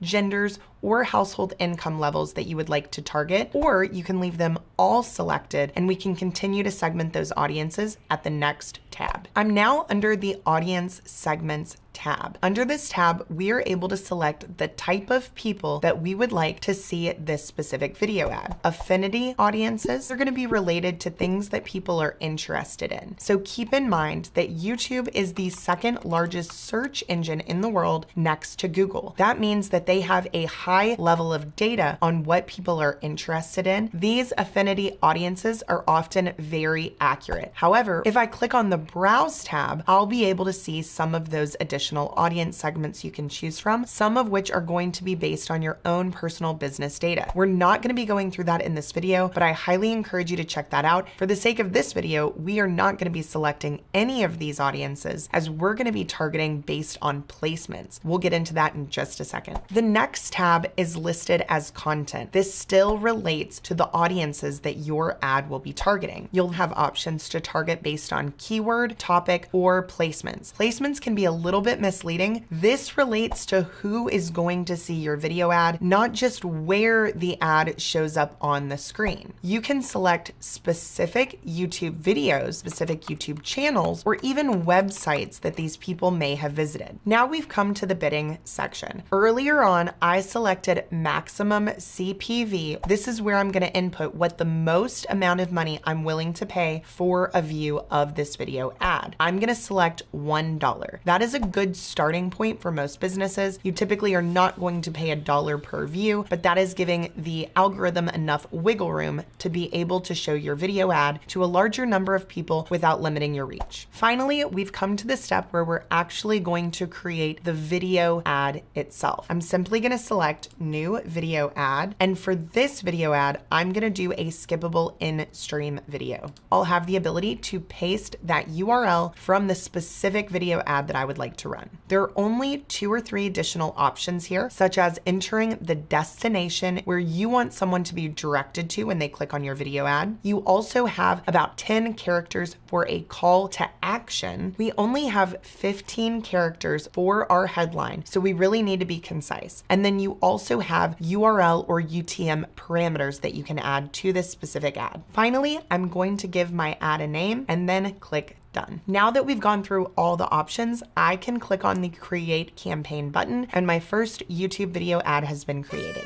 Now I'm simply going to click Continue to Campaign. On this screen, we'll now see that ad group that we created. As long as you see the green dot to the left, it means that ad group is active. And to the right, it should say eligible. If this ad is not approved, you will see that on the ad level and it will say something like rejected. This is going to be pending and under review, so we will have to wait for YouTube to approve this video ad before it starts running, but luckily that doesn't take very long. On this screen, you'll be able to see the number of views you've received, your cost per view, your link clicks, and your conversions. If you are tracking conversions from YouTube ads, there are several ways to do this. First and foremost, you can set up conversions within Google Tag Manager. You also can create a standalone landing page for your YouTube ads so that you know that any conversions coming from that page are a result of your specific YouTube ads. You also can use a call tracking number if you're encouraging people to call your business from the video ad itself. Once your ad is live, you will start to see those analytics rolling in. All right, and finally, even though it's not one of my favorites, I've included a video here on how to create a search campaign for you. Alana here from teachtraffic.com, and in today's video, you're going to learn how to create a Google search campaign the right way without making any of the classic money wasting mistakes. And if you stick around to the end, I'm going to show you a setting that you need to change once you've already created your campaign that will save you a lot of money. So definitely stick around to the end. Okay, if you like this video, hit the thumbs up button, subscribe to my channel because we've got so many awesome videos coming your way. All right, let's get stuck right in. I'm going to walk you through step by step how to create a Google search campaign in a live Google ad account. Okay, so here we are in a live Google ad account. I've actually got a search campaign running at the moment, but I'm going to create a new one from scratch. Before I show you, I'm going to assume that you've already set up conversion tracking. Okay, if you don't know what conversion tracking is, essentially that's how you're going to be able to determine if the ads that you're running and the traffic that you're buying from Google is converting into leads and sales. You need that through conversion tracking, and if you haven't set that up, you definitely need to set that up first before you proceed into creating a campaign. I've got a video on that. I'll put a link in the description and definitely check that out. Alrighty, so let's go through how you're going to do this, how we're going to do this today. Okay, so I'm going to hit this, I'm at a campaign level, and I'm going to hit this plus button and go plus new campaign. All right, so this first screen is Google trying to tell me to select a goal that would make this campaign successful to me. All right, the trick here is that they're trying to get you to sort of tell them what you want. However, if you choose one of these kinds of settings here, you're going to be limited in the settings that you have available to you when we go through this process, right? So I always suggest people at the time of this recording how to create a campaign without a goal guidance, because that's going to give us all the available settings that we want in our disposal, okay, from like a bidding point of view and all this kind of stuff. I'll spare you the technical aspects of it, but choose this one starting out, okay? Then we want to choose a campaign type, which is a search campaign. Don't worry about this for now, and just click continue, okay? And you can see here we're at step 1 of the 4-step process that we're going to go through. All right, so the first thing we need to give is we need to give our campaign a name. You can call it whatever you want, it doesn't matter. I like to do S for search network, and then we can just say test campaign. Okay, sneaky setting here, watch out. Google has defaulted to select the Google Display Network. You definitely do not want the Google Display Network in this particular campaign. So we're going to deselect that. The Google Display Network, you'll get tens of thousands of impressions and low click-through rate. And whilst the display network is good and can work for various businesses, you definitely don't want to mix them with your search campaign. They're separate. Okay, so we're going to deselect this, and I'm actually also going to deselect search partners as well. So it's just purely on google.com or .com.au, wherever you're located in the world. Okay, we can hit show more settings. We can set a start and end date. We don't need to do that. Don't worry about this, don't worry about this. And an ad schedule, we can schedule our ads to run at certain times of the day or days of the week. So if you've got, I don't know, a local business, like a dental practice, for example, then by all means, you could add in, Mondays to Fridays, and let's say, 9 a.m. to 5 p.m. Okay. All the way down here to, whatever, 6 p.m., whatever you want. Okay, I'm not going to do that. I want my ads to run continuously, but if it's, if you only want your ads to run during open hours, you might want to do that. Okay, here is where we choose our location targeting. This is an important one. The default setting here is all countries, states, and territories. No Google, we don't want to advertise to the world. All right. So I could target Australia, or once again, if I have a local business, right, I might want to choose another location and be a little bit more granular or a lot more granular. So I could type in, I could do even radius targeting. So I could, let's say, do, let me just do this, like a 5-mile radius around, and I can choose a suburb in Australia. So let's say do this. So I could do a 5-mile radius around Bondi, for example. Obviously, you don't have to do that. I could choose all of Australia this way. Or if I want to find a country, I could type in United States, and I could click target this way here. Okay, so I'll just leave it for Australia for now, because that's obviously where I'm located. But this here is a little bit of a sneaky setting. So it says, and this is the default setting, obviously, people regularly in or who've shown interest in your target location. So for example, if I want to target Australia, but somebody in the United States has shown interest in Australia, my ad will show. Sorry, Google, I don't want that. I only want people who are physically in Australia. So I choose this particular option, okay? And so I'd suggest you do that. You can also exclude areas as well, just as an extra layer of security if you want, but you don't have to. So you choose whatever location targeting that you want. That's the language is English, that's fine. I'm not going to do any audience segments as yet, but just to show you, you can sort of refine your audiences a bit more, but sort of beyond the scope of this video. I'm going to select the budget to be $1. Obviously, I would change this if I'm actually going to be running this campaign, and but I just always, when I create a campaign, I set it to be $1 just as an extra level of security if I'm not sure I want to run it. If you've got a pretty new Google ad account that's not really getting conversions, then I'm going to tell you to select a manual CPC bid strategy, because the default setting here is Google's AI bidding, which is maximize conversions here.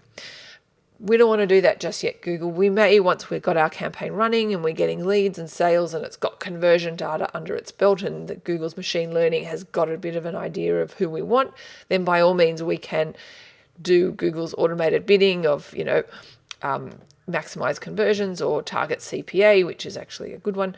For now, starting out, I'm going to suggest that you click this, okay? And we're going to do manual CPC bidding. And this is why we chose at the very start of this process a campaign without a goal guidance, because we wanted this option to choose manual CPC bidding. Okay, so choose that one, and I also want to deselect this because I want to control my costs. I don't want Google to go crazy and spend too much money. Okay, so that's our bidding. Let's just have a quick check here. Conversion, that's fine. Don't worry about that. We can. These are sort of ad extensions. I've got sort of account level ad extensions which are already added. I do have a separate video that talks about ad extensions. I'll put a link to it somewhere on this video that you can definitely check out because they're definitely worthwhile implementing. And we just click save and continue. Here is where we give our ad group a name. So I'm just going to call it challenge, and our default bid, let's just make it $1. Okay. And here is where we put in our keywords. Okay, so here we need to think about, getting in the mind of our target customer. They've gone to Google, they've typed in a problem or something that they're searching for. What do we want our what queries would we like our ads to show for? Okay, so for the purpose of this video, I'm going to create a campaign sending people to this particular page, which is a course on how to create a retargeting campaign on Google and Facebook. Okay, so these are for people who are wanting to learn how to create a retargeting campaign. All right, so that's the type of keyword that I want to show for. So I'm going to go here and I'm going to type in, I'm going to use phrase match type, create retargeting campaign. I learn how to spell. I use phrase match because I want these terms to be somewhere in the search term. If I typed this keyword in without the inverted commas, so just like this, then my ads will show for lots of unrelated things that I don't particularly want at this stage. Okay, so that would be broad match type. Don't want to Google starting out. I definitely want to do phrase match. And I may even do exact match, which would mean that my ad can only show for when somebody types this in as well. Okay, and you can add in any number of keywords that you want. A bit of a tip here, I would keep very tight keyword themed ad groups. So only put in keywords here which are really, really tightly related to each other, because you want the ad that's shown to match very closely to your keywords. Okay, so I wouldn't put this in here and then put in, I don't know, YouTube ads, for example. I would keep them very, very separate. Okay, so typically I go the extreme version and do one keyword per ad group, so I have really good ad relevance. Okay, so yeah, very, very tightly themed keywords here. I'll just delete this because I just want this one. You can see here the match types is explained by Google down here. Okay, so we click save and continue. So let's just do one keyword. And here is where the next step, we're going to create our ad. So here is where we're going to put in our landing page, which is where we are sending the traffic to. So let's just do that. Okay, and as you can see here, it's going to update my ad here. So teachtraffic.com. I can put in a display path, which will what is the URL that's displayed. So I can say retargeting, and then I can say challenge. Now this URL doesn't have to be real or exist. It's just a way to add more keywords to my ad. Okay. So don't worry if this URL does not exist. It doesn't exist. Okay. It's just a way of me telling Google, putting in my ad so it looks more targeted. Okay. So this is the default setting is for a responsive search ad, which will mix and match different headlines and descriptions. Okay, so we can add up to 15 different headlines of a character limit of 30 characters and up to 4 different descriptions, and Google will mix and match the different headlines and descriptions to find the optimal variation of it. All right, so we're going to type in a headline of, join the retargeting challenge. Let's just do that one for now. And I can add in all these possible headlines and descriptions. I'm just going to pause this video real quick and fill it in because you don't need to watch me do that. Okay. So here we have, I filled in, obviously not all possible 15 headlines, but I added 4, and I've done 2 descriptions. And as you can see here, it's going to rotate through, and I can sort of flick through different variations just to see how my ad looks. Okay, so there, obviously you would create an ad for your own business and for where you're sending the traffic to, and then we click save and continue. Now Google is trying to get me to spend more money, so it's saying no traffic expected, but I can really just go ahead and publish this anyway. And that should be fine. Okay. So here I've got my test campaign. As promised, at the end of the video, I said that I would show you how to, prevent your ads from showing for things that you don't want. So let's go to the ad group that we just created. We'll go to negative keywords, and we want to add a negative keyword. And this will prevent our ad for showing for things that we don't want. Okay, so we go add negative keyword, and this might be free or, bad. And obviously we've got a whole list of negative keywords that we possibly have that we add to campaigns. Okay, so you got to think about what you don't want your ad to show for and add those keywords as negative keywords that Google will then go, oh, free retargeting course. No, I don't want my ad to show for that because I obviously am selling this course. Okay, so just as an example, so we click save, and then you can see here we've got these negative keywords that are added, and here is my search keyword that I've created, and here is the ad that I have created, and obviously this is still under review. Okay, so there you have it. That's how easy it is to create a Google search campaign. All right, now that we've talked about all the different forms of Google-based advertising, I want to start talking about some of the organic things that you can do in order to optimize your website. So I really want to start talking about search engine optimization. So search engine optimization is the process of improving the quality and quantity of website traffic to a website or a web page from search engines. Search engine optimization, or SEO, targets unpaid traffic rather than direct traffic or paid traffic. Now, this is arguably one of the most challenging things to do on the internet when it comes to digital marketing in a very crowded industry, and that is organic-based search engine optimization. So SEO is all about trying to show up on the first page of Google. Like I said before, 95% of all Google searches end on the first page. So therefore, only 5% of people go to the second page on Google. So it just goes to show how important being on the front page really is. Now, there are several ways in which we can improve our SEO, but I'm going to focus on 2 of them. And these are meta tags and blogs. So I'm going to be telling you about meta tags. They might not necessarily be super easy depending on the web platform that you use. But if you do have a website developer, then they should be able to help you in setting up your meta tags. So the reason why it's important is because meta tags tells information to Google and talks to Google about what your website is all about. So I can have meta tag descriptions that say something along the lines of Ryan Star Realty is a real estate agent in London, Ontario. So meta tags are descriptions that you or your website provide to Google. So it's really something that happens on the back end of your website. It's not something that should be visible directly on your website. Now, when you're looking to apply this and trying to think like, have I ever seen a meta tag before?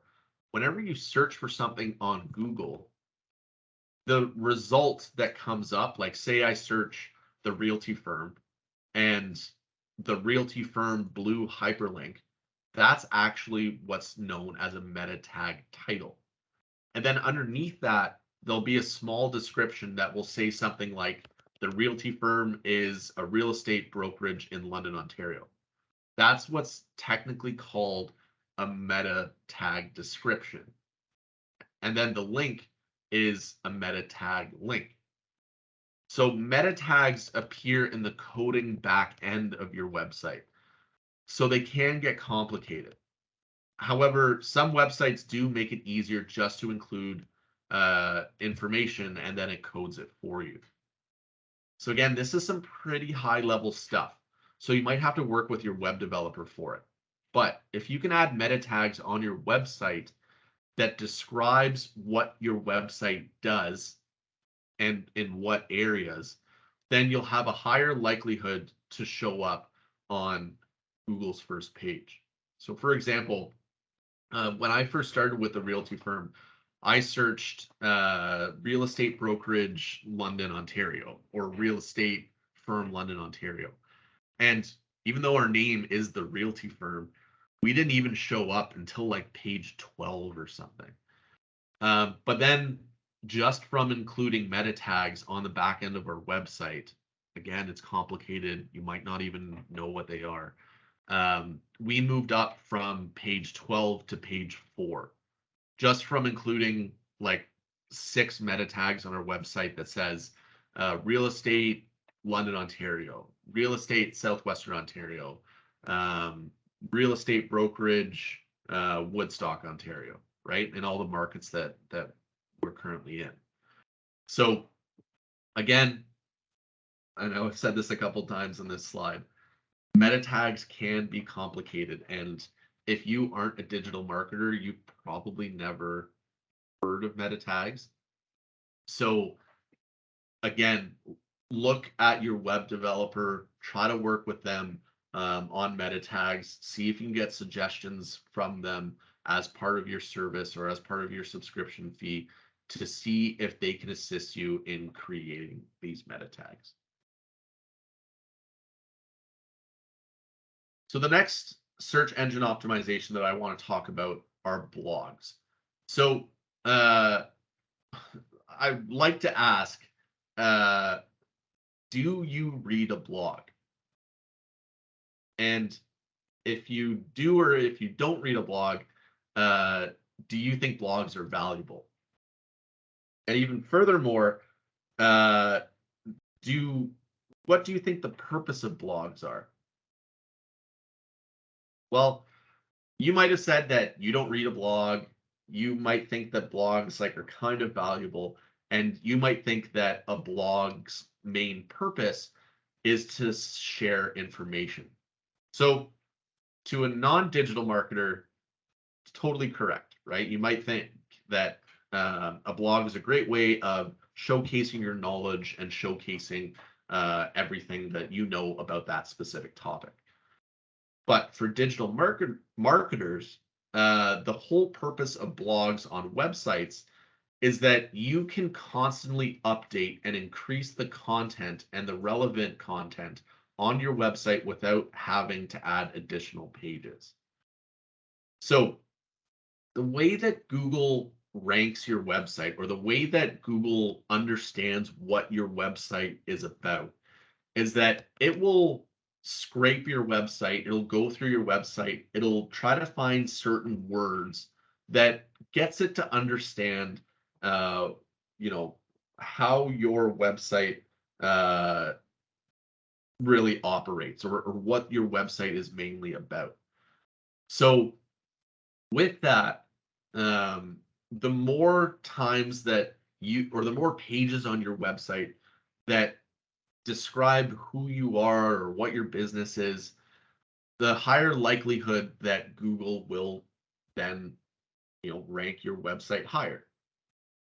Now, that seems pretty straightforward, but if you are adding like dozens and dozens and dozens of pages on your website just for the sake of trying to add these keywords in, then your website will be a mess, right? Like, it'll be so hard to navigate and find anything. But that's what the whole purpose of a blog is.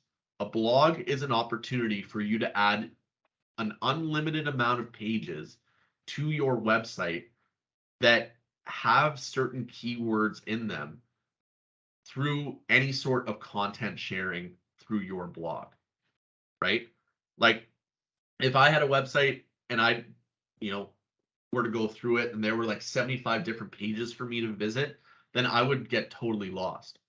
But if I go to a blog page and there's 75 different blog posts, then I might be interested in actually reading them, and it'll be much more organized.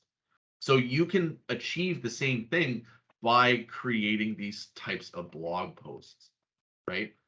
So again, you might think that the purpose of blogging is to educate your customers or clients or transfer some kind of knowledge to your readers. But really, the whole point is search engine optimization, so that you can add more keywords and content on your website without having a ton of these additional pages.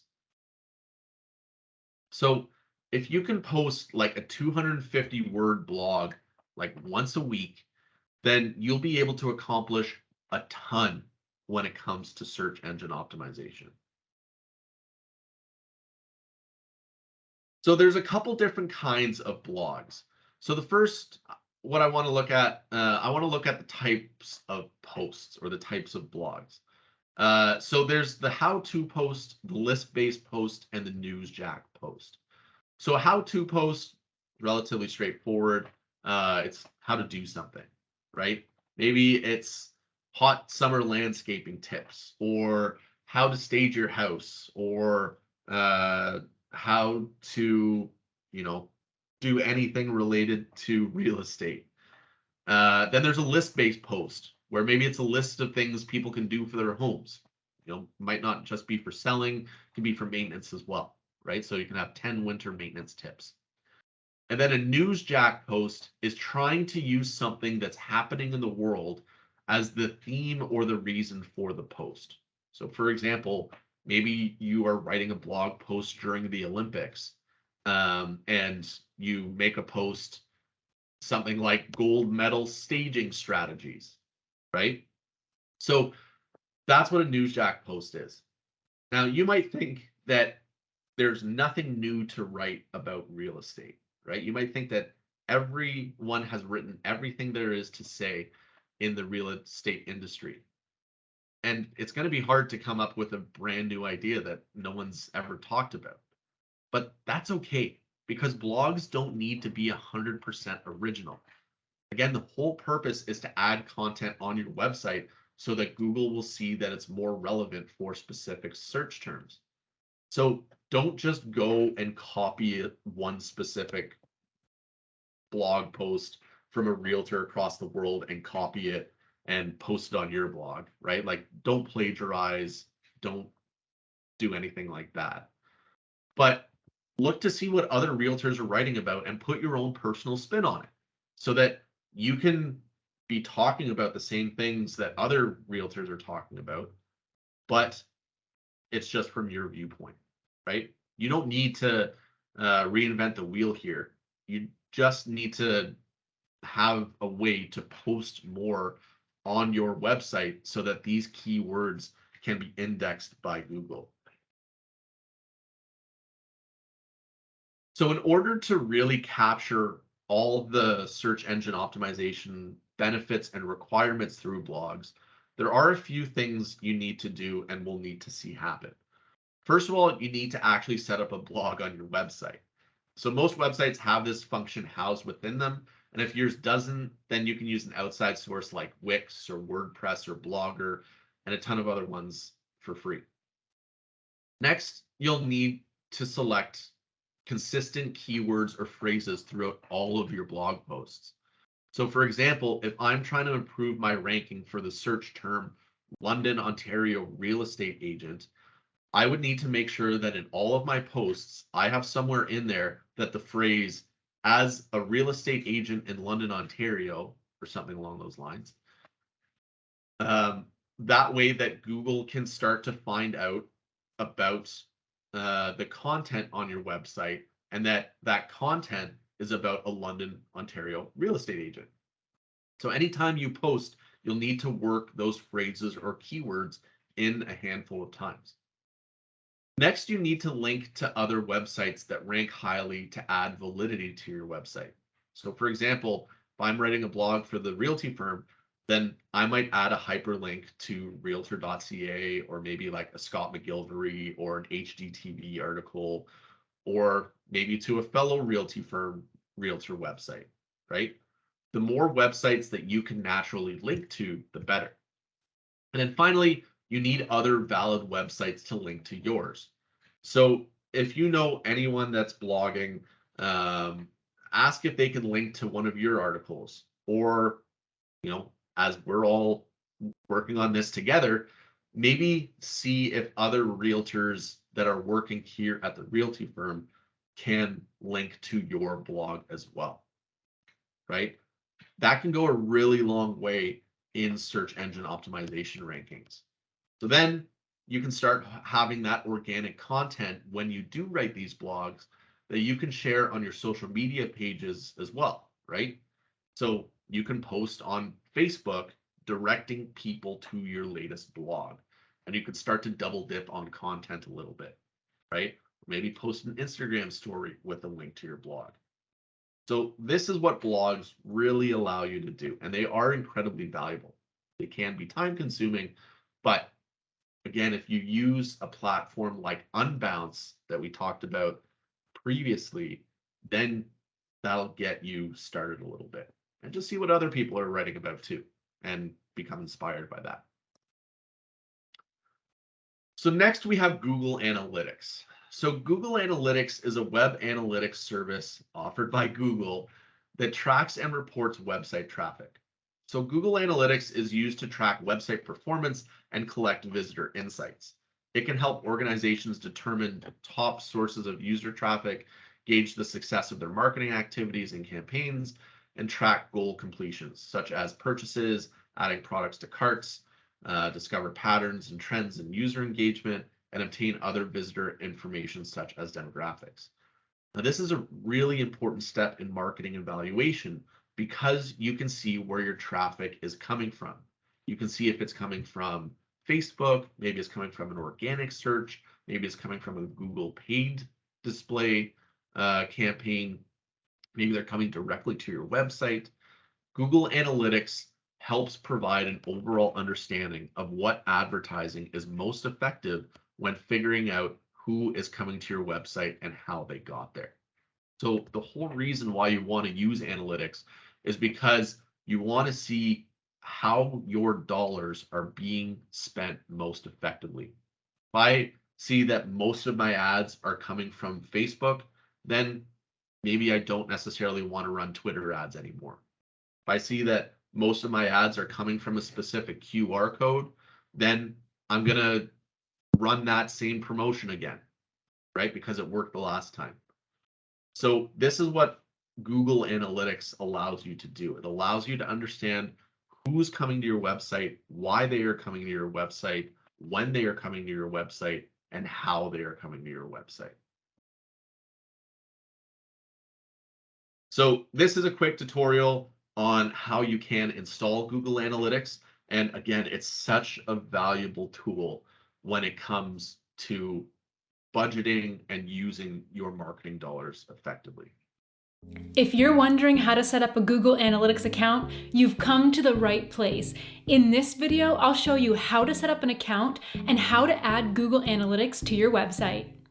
Hey friends, I'm Tasia and welcome to my YouTube channel where I share tech tips and app reviews. If you find value in this content, go ahead and give this video a like. It really does help to tell YouTube you've indeed found the content you're looking for. And speaking of finding the content you're looking for, today's video is going to show you how to create a Google Analytics account and how to add Google Analytics to your website. Now, there are a couple of really important troubleshooting tips to keep in mind as we go through the setup, depending on the website. So if you're really new to Google Analytics, we'll first cover what is Google Analytics, then we'll go into how to create a Google Analytics account, and then we'll of course cover how to add Google Analytics to your website.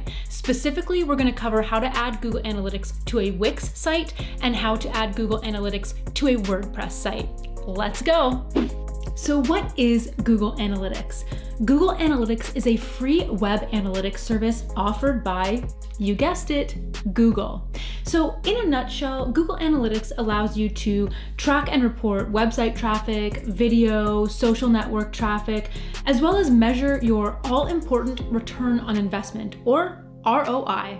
So now that we have an understanding of what Google Analytics is, let's jump into how to create a Google Analytics account. It's really simple and takes just a few minutes, but I'm going to go through two very different, very important options during setup, depending on the type of website you have. So Google Analytics recently updated to Google Analytics 4, and some sites are compatible with this update and some aren't yet. So I'm going to show you both ways on how to do it because your analytics account here will look a bit different depending on your setup. But I promise, don't be confused, this will all make sense in a second. So to create a Google Analytics account, head to google.com/analytics and simply click on Start for Free. Okay, now here you'll create an account by using the same Google info that you use for, your Gmail. So the account that you want to track traffic for, like your business account maybe. You can also create an account here too if you don't even have a Google account yet. Once you're logged in, click Set Up for Free. Now here, add an account name. This can be your company name. And then scroll down past these data sharing options. I just like to have them toggled on. And then select Next. Here, you're going to provide some property details, including a property name. Now this is normally your website. So I'm gonna type in my business website. Okay, and then you'll select your time zone and currency. Now here's where that very important tip comes in, and this is crucial depending on the website you have. You may want to make sure you create a universal analytics property. Long story short, this here is now Google Analytics 4, which is a fairly new update, and some websites aren't updated to allow for this new tagging method. So for example, I have a Wix site and they don't yet support Google Analytics 4. So it's key that I have a universal property for that. Now, if you have a WordPress site, you don't need to worry as much about this. I'm gonna go over that in a second. We'll actually go over both versions for you guys. So we'll start with Wix and then we'll talk about what this looks like if you have a WordPress site. So underneath that currency option, you'll have this Show Advanced Options. This is your option to create a universal analytics property. If you're running a Wix site or want a universal tracking ID, make sure this is toggled on. Now go ahead and add the website URL here. And for a Wix site, you actually have to make sure that you toggle on the universal only option. Currently, as of January 2021, when I'm making this video, this is the only way to generate a tracking ID that works with Wix so far. Now again, if you're on WordPress, you can select both options. It's really not a big deal, but we will get to that soon. So once you've got that all set, just click Next. Here, you can add additional business information. So how many employees, as well as some other checkboxes here for what you're looking to track. Then all you have to do is click Create. And here in this pop-up, agree to the terms, and voila, you've successfully created a Google Analytics account. So it really takes about 1 minute to set up a Google Analytics account. And now that you know how to create an analytics account, it's time to add Google Analytics to your website. And you do this by installing the tracking ID or measurement ID.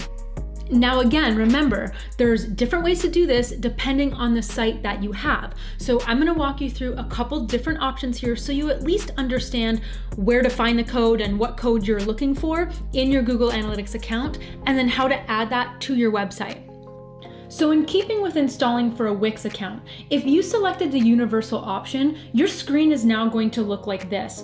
For reference, we are in our admin console under the property we just created, and we are in the tracking code section. You're going to need to copy this tracking ID in the left corner.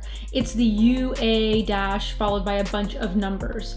Now, head on over to your Wix site dashboard and hover over Marketing and SEO on the left-hand panel.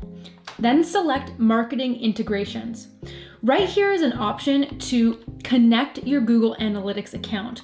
So click Connect. And here we see that Wix is warning us again that we can't use the new GA4 version of Google Analytics quite yet, which is why we chose that universal option. So go ahead and click the Connect to Google Analytics here. And in this pop-up is where you're going to put in your tracking ID, that UA number you copied from your analytics.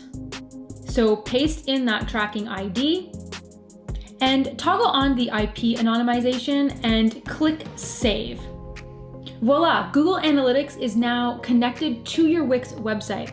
Now you may not show that you've connected right away, so you can always go ahead and refresh your browser tab here. And then look, there we go. We've successfully connected Google Analytics to a Wix account. So now, as promised, we want to do the exact same thing, but we want to do this for a WordPress site, since that's probably what many of you are using. It's basically the same, but a little bit different. Here we go. Now remember when we were back here in our Google Analytics and we were creating that property. So you have your property name, which can be the website, and you've set your time zone and your currency, but instead of toggling on that universal option like we did, you've left the advanced option toggled off here. Don't toggle it on at all. So now all you're gonna have to do is click Next and select your business information like we did before, and then click Create, accept the terms. And now, instead of having that tracking ID that's generated in the top left, you actually have to set up a data stream in order to start collecting the data that we want. So if you had already set up a Google Analytics account, but you didn't do this step yet, your screen might look a little different here. So just to give you an idea again of where we are within our Google Analytics account, we are in the admin portal, in the property that we just created, but now we're in the data streams section. This is for GA4, okay? So it's a little bit different than that tracking ID section. So here we want to choose our platform. We're going to select web since we want to add Google Analytics to our website. So now from here, we have to set up this data stream, and we do so by adding our domain. So put your website URL in here. And then to the right, give the stream a name. So you might want to call this my website or business website or product site, whatever makes sense for your situation. So here underneath, enhanced measurement. I recommend keeping this toggled on, but if you maybe want only a few of these and not all, you can actually just click this gear icon here and individually select which interactions you want automatically measured. So once you're happy with everything, just click Create Stream. So now we have a few more options here back in our web stream details. Google should generate a measurement ID up here in the right for you. And if you don't see this ID right away after doing this, it's okay. It might take you a minute, and you can always just go ahead and reload your analytics page and it should appear for you soon. The measurement ID is important because, like I said, depending on the website you have, you've got these different options for adding Google Analytics to your site. If we scroll down, you can also use these other tagging instructions for your site. And even within these tagging options, there's a couple different methods here. There's this global site tag, or there's this Google Tag Manager. I think the Google Tag Manager is a bit more robust, as you can send data to other non-Google areas as well.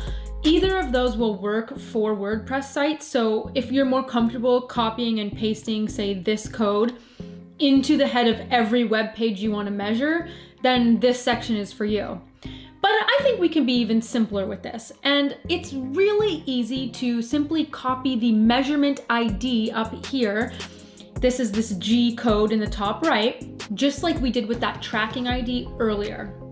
Now, since I don't have a WordPress site, I'm going to show you guys a really detailed screenshot here of what this looks like on WordPress. It's literally as simple as it was for the tracking ID that we did for Wix. It's just using the measurement ID. Now, I've also put a link in the description below, and it's a detailed step-by-step from WordPress, just in case you need a little bit more guidance. So copy that measurement ID from your Google Analytics account, and now head over to your WordPress.com settings. Now, in your settings, go to Tools, then select Marketing, then Traffic. And you're gonna scroll down until you find the Google Analytics section. And this is what the section is going to look like here. And here you should be able to paste in that measurement ID. And then simply click Save Settings, and that's really all there is to it. So remember, there's more than one way to add Google Analytics to your website, but all said and done, it really should take you just a few minutes to set up a Google Analytics account and successfully add it to your site. Now, finally, we're going to be looking at retargeting. So have you ever had it where you search for something online and then it seems to appear everywhere? That's what retargeting or remarketing is. It's when a website pulls data, it learns that you're interested in searching for that particular item, like it could be a new pair of shoes, and then it advertises to you repeatedly for a predetermined amount of time.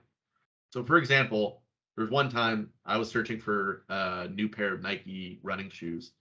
I looked at them on, I think it was a Sport Check website, and then I didn't end up buying them that first time. And then anywhere I went online, I saw ads for that specific pair of shoes. And then so I kept on seeing that ad, kept on seeing that ad, kept on seeing that ad. And I'm like, oh, I really want these shoes. Okay, I'm just going to go for it, right? So retargeting allows you to target people who are already inherently interested in your services or in your product because they've already visited your website before, right? So this one can be a little bit complicated, but it can pay off in so many ways because, like I said, it's targeting people who are already inherently interested in your services. So we're going to watch this tutorial and then we'll come back and we'll wrap it up. Nearly every advertising platform we talk about on this channel has some sort of remarketing campaign capabilities that allow you to re-engage with users who are already familiar with your brand. Whether they've come to your website, you have their contact information, you can re-engage with those users through a retargeting campaign. The Google Ads platform is probably the platform that's had this capability the longest, to be quite honest, but it's changed over time. So today what we're going to do is run through all of the different retargeting capabilities on the Google Ads platform and how you can apply them to your campaigns.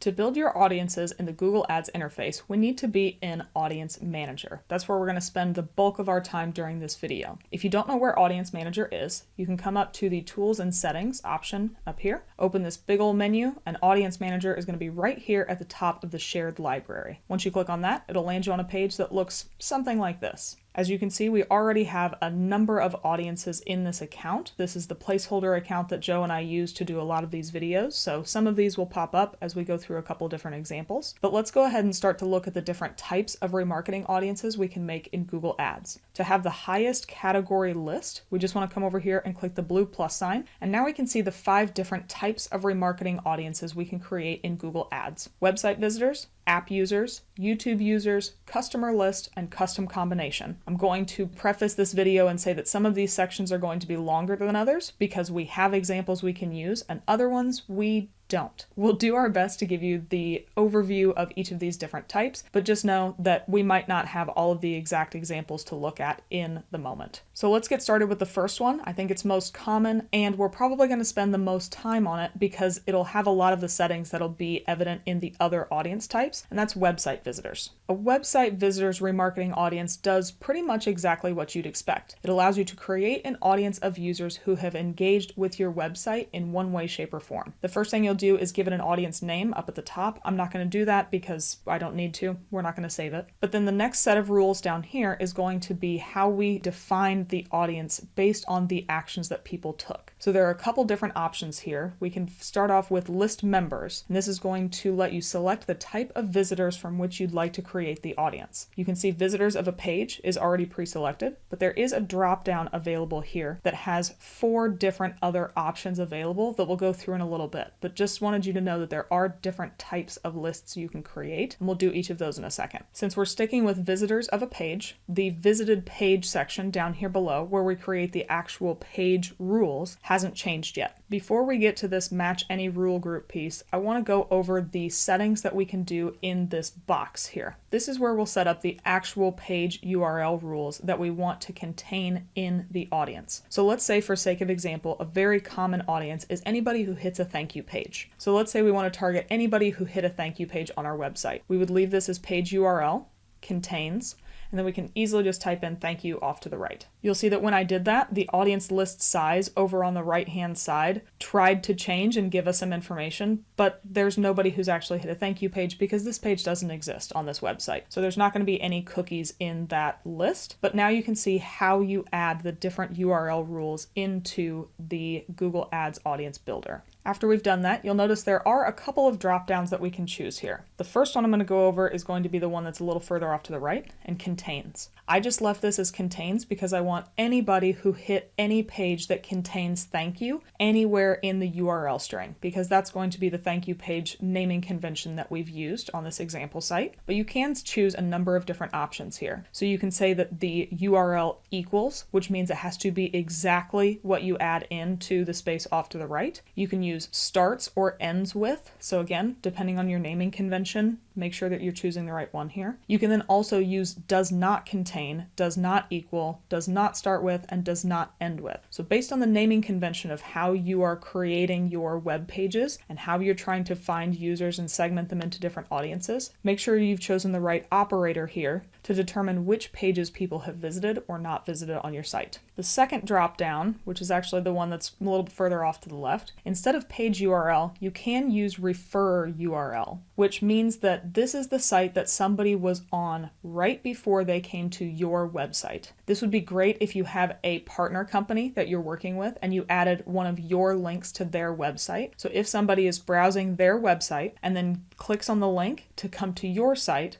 you can create an audience of those users who came specifically through those links from their website. The thing to know here is that if somebody is on that user's website but then goes up just to the search bar and types in your URL and comes to your website, that will not be tracked because that's not actually a referral from a different website. It has to be a link click that comes directly to your website from the other one. So if you're trying to track all of the users who came to your site from that partnership company or one of the other companies that you own, you can use refer URL and then use the URL contains, including that website's URL, and you'll track anybody who came from that website. For now, we're going to leave this as page URL as we go through a couple of the other operators that are here. You'll notice off to the right that there's also a little blue and that shows up here. This is going to be an and operator. Up here above page URL, it says a visited page must match every rule in this group. That's where this and comes in. So if I say and, you'll notice that it gives me a new line, and it's still within this same box, so it's designated by this blue line off to the left. And then if we wanted to add an additional rule, again, whether it follows any of the different operators that we have here, we can say that we want to target anybody who visited a page that contains thank you and any other page with the specific language that we use. So maybe we want to target anybody who hit a thank you page, and we also want to make sure that we're only targeting people who requested a demo as opposed to downloaded an ebook. If your thank you page URL contains the different type of offer you had there, we could easily just type in demo into this next line, and this would create an audience that says somebody hit a website URL that says thank you and demo. It doesn't have to be something that's right next to each other. So if you have a naming convention in your thank you page URLs, it's a little bit tough, or it's dynamic based on somebody who makes a purchase, you can create audiences that still contain the different rules that you need to make sure you're targeting exactly the right people. You'll remember a little bit ago, I teased about this match any rule group. So right now, I'm going to leave it as this because the next operator we have down here is OR. So if we click OR, we get a whole new box that will operate the same way as this blue one does, but anything has to match within this list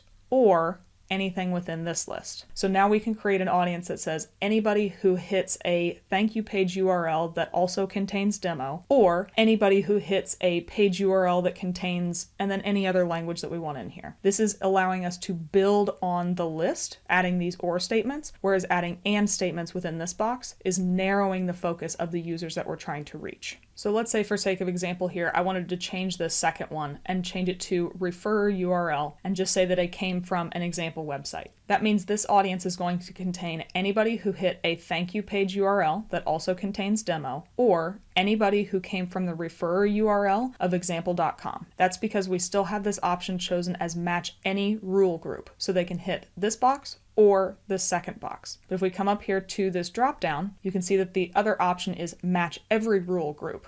So if I change to that, you'll now see that the language changed a little bit. A visited page must match any rule in this group, so it must match any of the rules here, and must also match any rule in this group. So now, instead of these two being an or statement, since we changed this option up at the top, this is now an and statement, and you'll see that the naming convention has changed because this is now and this option over here is now or. So if you're choosing to make something a little bit more narrowly focused, make sure that you have all of the different and or statements chosen and mapped out correctly based on which of these two options you've chosen. As you can tell, there's quite a lot you can do with this first visited page section. I'm going to clear this out just a little bit so we've got a little less coming through here. But now I want to jump up into the list members section because, as you'll remember, there are 4 other options that we haven't gone through yet. Some of them will help mimic some of the things that we just did, but some of them also have some custom options as well. So the first is going to be visitors of a page who also visited another page. Effectively, what this does is creates those and statements for you so that you don't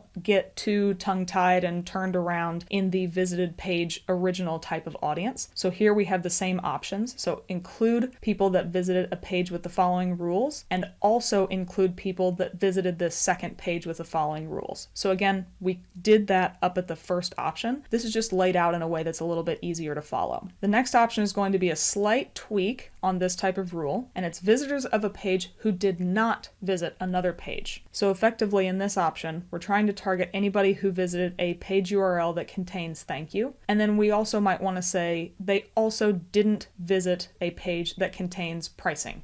Let's say we've been running a top of funnel content offer, and anybody who downloads the ebook, white paper, whatever we have, is going to hit a URL that contains thank you. We then want to retarget those users to go to our pricing page to learn more about our company and what the prices are, but only if they haven't seen the pricing page before. There's no reason to send somebody to a page that they've seen before and didn't interact with the way that we wanted to. So that's an option where this audience might make sense because we're targeting anybody who visited a page that is thank you, but then they did not visit a page that contains pricing, so we feel comfortable sending them to that pricing page as the next step. We then have all of the same or and functionality within each of these different boxes, so there's, again, lots of customization that we can have here. The next type of audience down the list is going to be visitors of a page during specific dates. So if we choose this option, you'll see that the visited page section is going to remain the way that I have it set up. But then we also have dates of visit. And this is a pretty cool customization that we can make.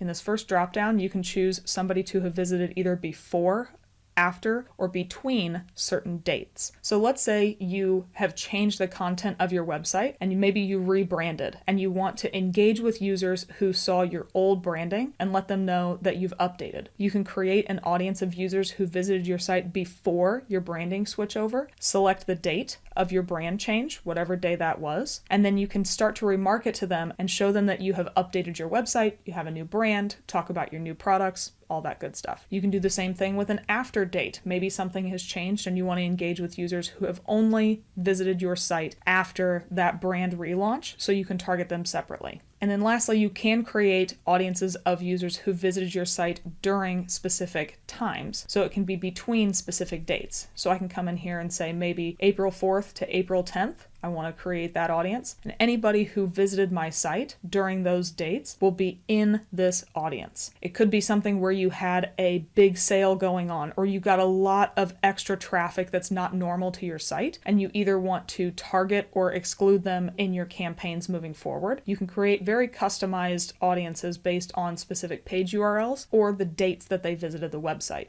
The last option we have available is going to be for visitors of a page with specific tags. As you can see here, we have one placeholder tag example that we've set up for a previous video. And if you come down here, you can click this little I information box and it'll show you the tag setup, so you can easily grab that. And then there's an event code down at the bottom, but we don't need this for right now. So it is going to be based on the specific global site tag that you create for your site. So let's say you have multiple different subdomains, or you're advertising multiple different businesses within the same Google Ads account because you're running them off of all the same billing information. You can create new tags if you want to, and then add them to each individual site as you need. And you can create audiences based off of the specific tags that they were fired in within this account. So you can have multiple different marketing tags, multiple different websites or different sections of your website, however you have it tagged, and then you can create audiences based off of those tags that they have been cookied by. So as you can tell, there's lots of different ways that we can make website visitor remarketing audiences in Google Ads. And we do have some other settings that we need to adjust before we get done with our audience creation. I went ahead and reset everything to visitors of a page to try and get more of the different settings, because they're going to be a little bit different for each one, but for the most part, they're going to follow this format that we have here. So down at the bottom, you can see pre-fill options. If we open this up, Google Ads allows you to pre-fill a list with people who match the rules within the past 30 days. So you don't have to start a list from scratch if you want to try and get remarketing up and running a bit quicker. You can start with an empty list if you want to. Maybe something went wrong on the site and you think that the people before the specific date you're launching this just don't need to be in the audience. But if you want to start off with people in it, you can use the past 30 days worth of data to help pre-fill your remarketing list so you're not starting from scratch.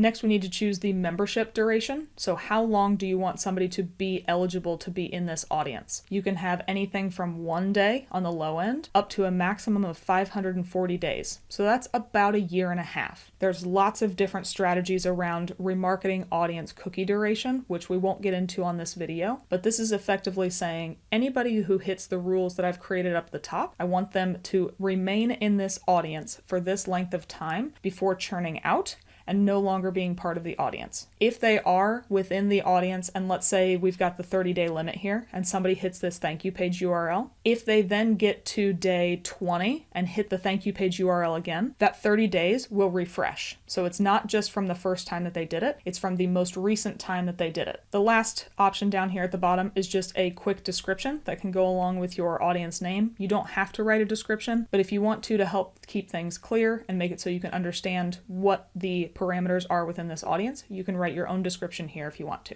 That does it for website visitors. Let's hop into the other types of audiences we can create in Google Ads. The second type of audience we can create in Google Ads is going to be one where we're going to have this be pretty short because we don't actually have access to any accounts that are using an app. But a lot of these will follow relatively similar to the way that we create website visitor lists. So I'm just going to click this, and here you'll see some of the same options show up. So we've got the audience name, then you will select your app from the dropdown. If you don't have your app selected already, you can link an account pretty easily just by following that link account blue text there, but we don't have one of those anyway, so I'm not going to do that. You'll then have the different actions that you can create, which are going to follow some of the website URLs. You'll have the pre-fill options of the past 30 days and the description as well. But since I don't have any apps that I can use for example, I do want to just hop into the help section really quick just to get your gears start to turn about what you can do with app audiences on Google Ads.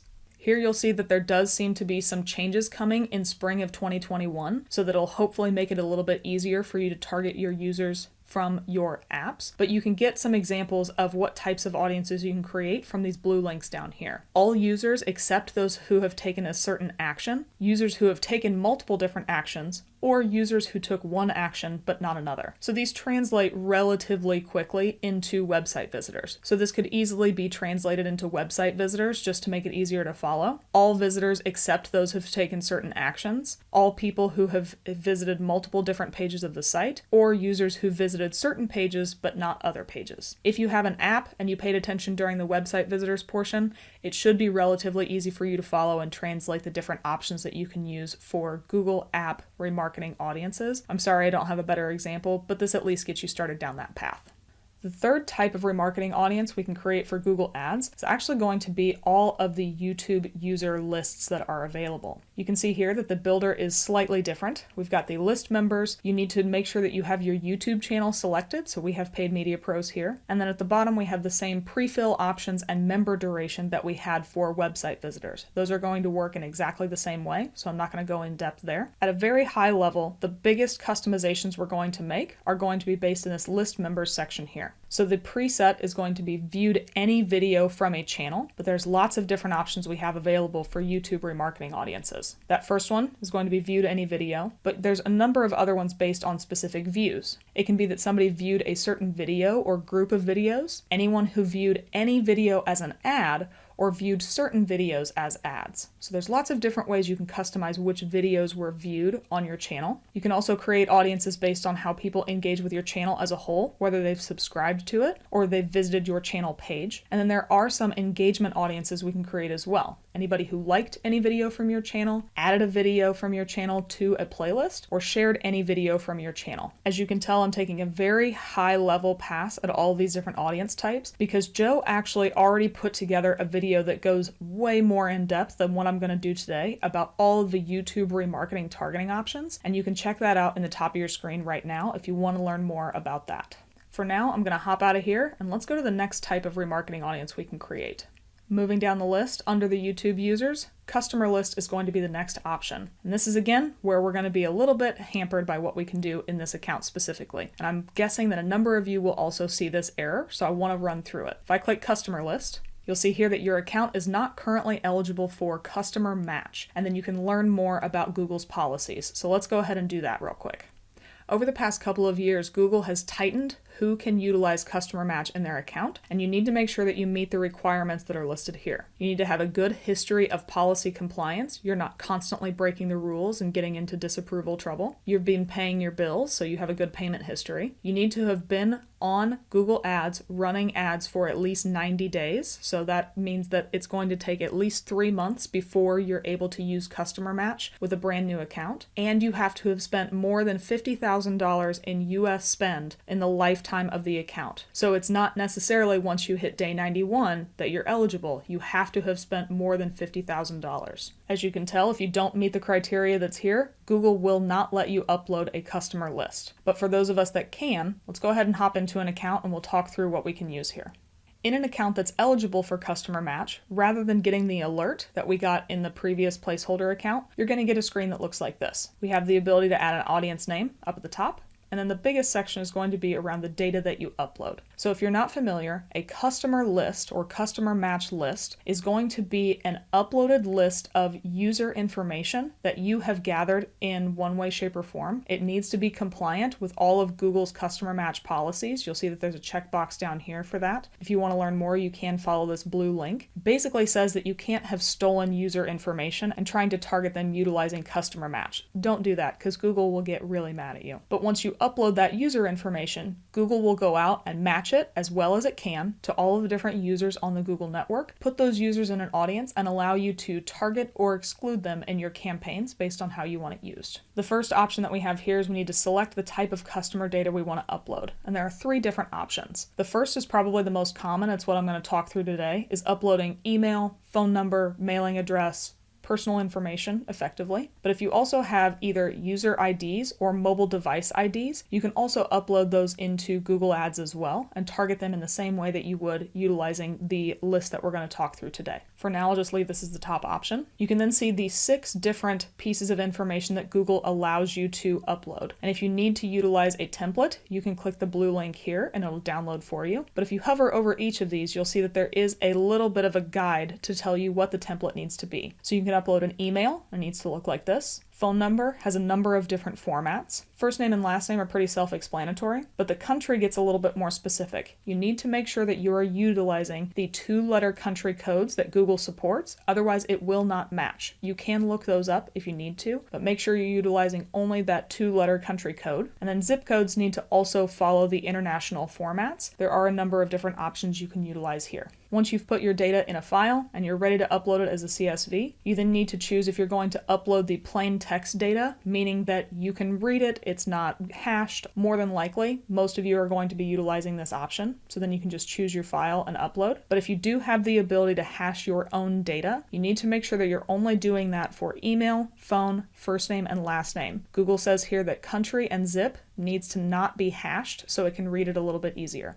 Once you've chosen your file and uploaded it, and check the box that says that you have collected this data in compliance with Google's customer match policies, you then can come down here and still select your membership duration and give it a little bit of a description if you want to as well. One thing I will say about customer match is I think sometimes people get really stuck on the language that is the naming convention here, which is customer. Uploading customer lists doesn't mean that these have to be people who have explicitly purchased your service, products, anything like that. These can be users who have been generated through a top of funnel call to action. Maybe you put out an industry report and a lot of businesses downloaded it and they gave you their name and email address to get that industry report. You can then upload those users here, even though they're not technically customers, and utilize them for retargeting audiences in Google Ads. So just don't get stuck on the idea of customers, quote unquote, because you can target just about anybody that you want to, as long as you have their user information and you've gathered it in compliance with Google's customer match policies. The last retargeting audience we can create in Google Ads is going to be a custom combination, which is a little bit different because, as you can see here, it is a list created from multiple existing remarketing lists. So rather than creating new lists based on website visitors, YouTube users, anything like that, we're going to be combining those for a shared audience instead. So let's open this up. And here we'll see there are a few options already selected in here, and those are going to be all of the options that are eligible to utilize for custom combination lists. If an audience is not showing up here, that means that it is not eligible to be used. But effectively what we would do is try and combine lots of different audiences together. Let's say we wanted to create a list of all of the known customers that we have. We might create a website audience that has anybody who hit a thank you page. We might then also create an app user list of anybody who's upgraded to a paid membership, and we might create a customer match upload audience of anybody who in our CRM is designated as a customer. We can then utilize custom combination audiences to combine all of those to create one master customer list to say that we can either target or exclude them in our Google Ads campaigns. Similar to the YouTube remarketing audience section, as you can tell, I'm being a little bit vague and kind of high level about this because, again, Joe has already put together a much more in-depth video about how to create custom combination remarketing lists in Google Ads, and you can check that video out in the upper right portion of your screen. As you can tell, there are tons of different ways to re-engage with users from your website, app, YouTube channel, your CRM data, or combining any different sets of those options into its own list. They can then be utilized for different networks, whether it's search, display, YouTube. Different audiences have different eligibilities, so you'll need to check that whenever you create a new audience. The audience manager will tell you the audience size and whether they're eligible for each platform, so keep that in mind. But hopefully this video has given you a lot better understanding of how you can retarget users, make you feel a lot more comfortable getting started on creating your new audiences. Thanks for watching our video. If you thought it was useful, give us a thumbs up below. We release a new video at least once a week, so if you want to get notified of when a new one comes out, be sure to subscribe to the Paid Media Pros channel.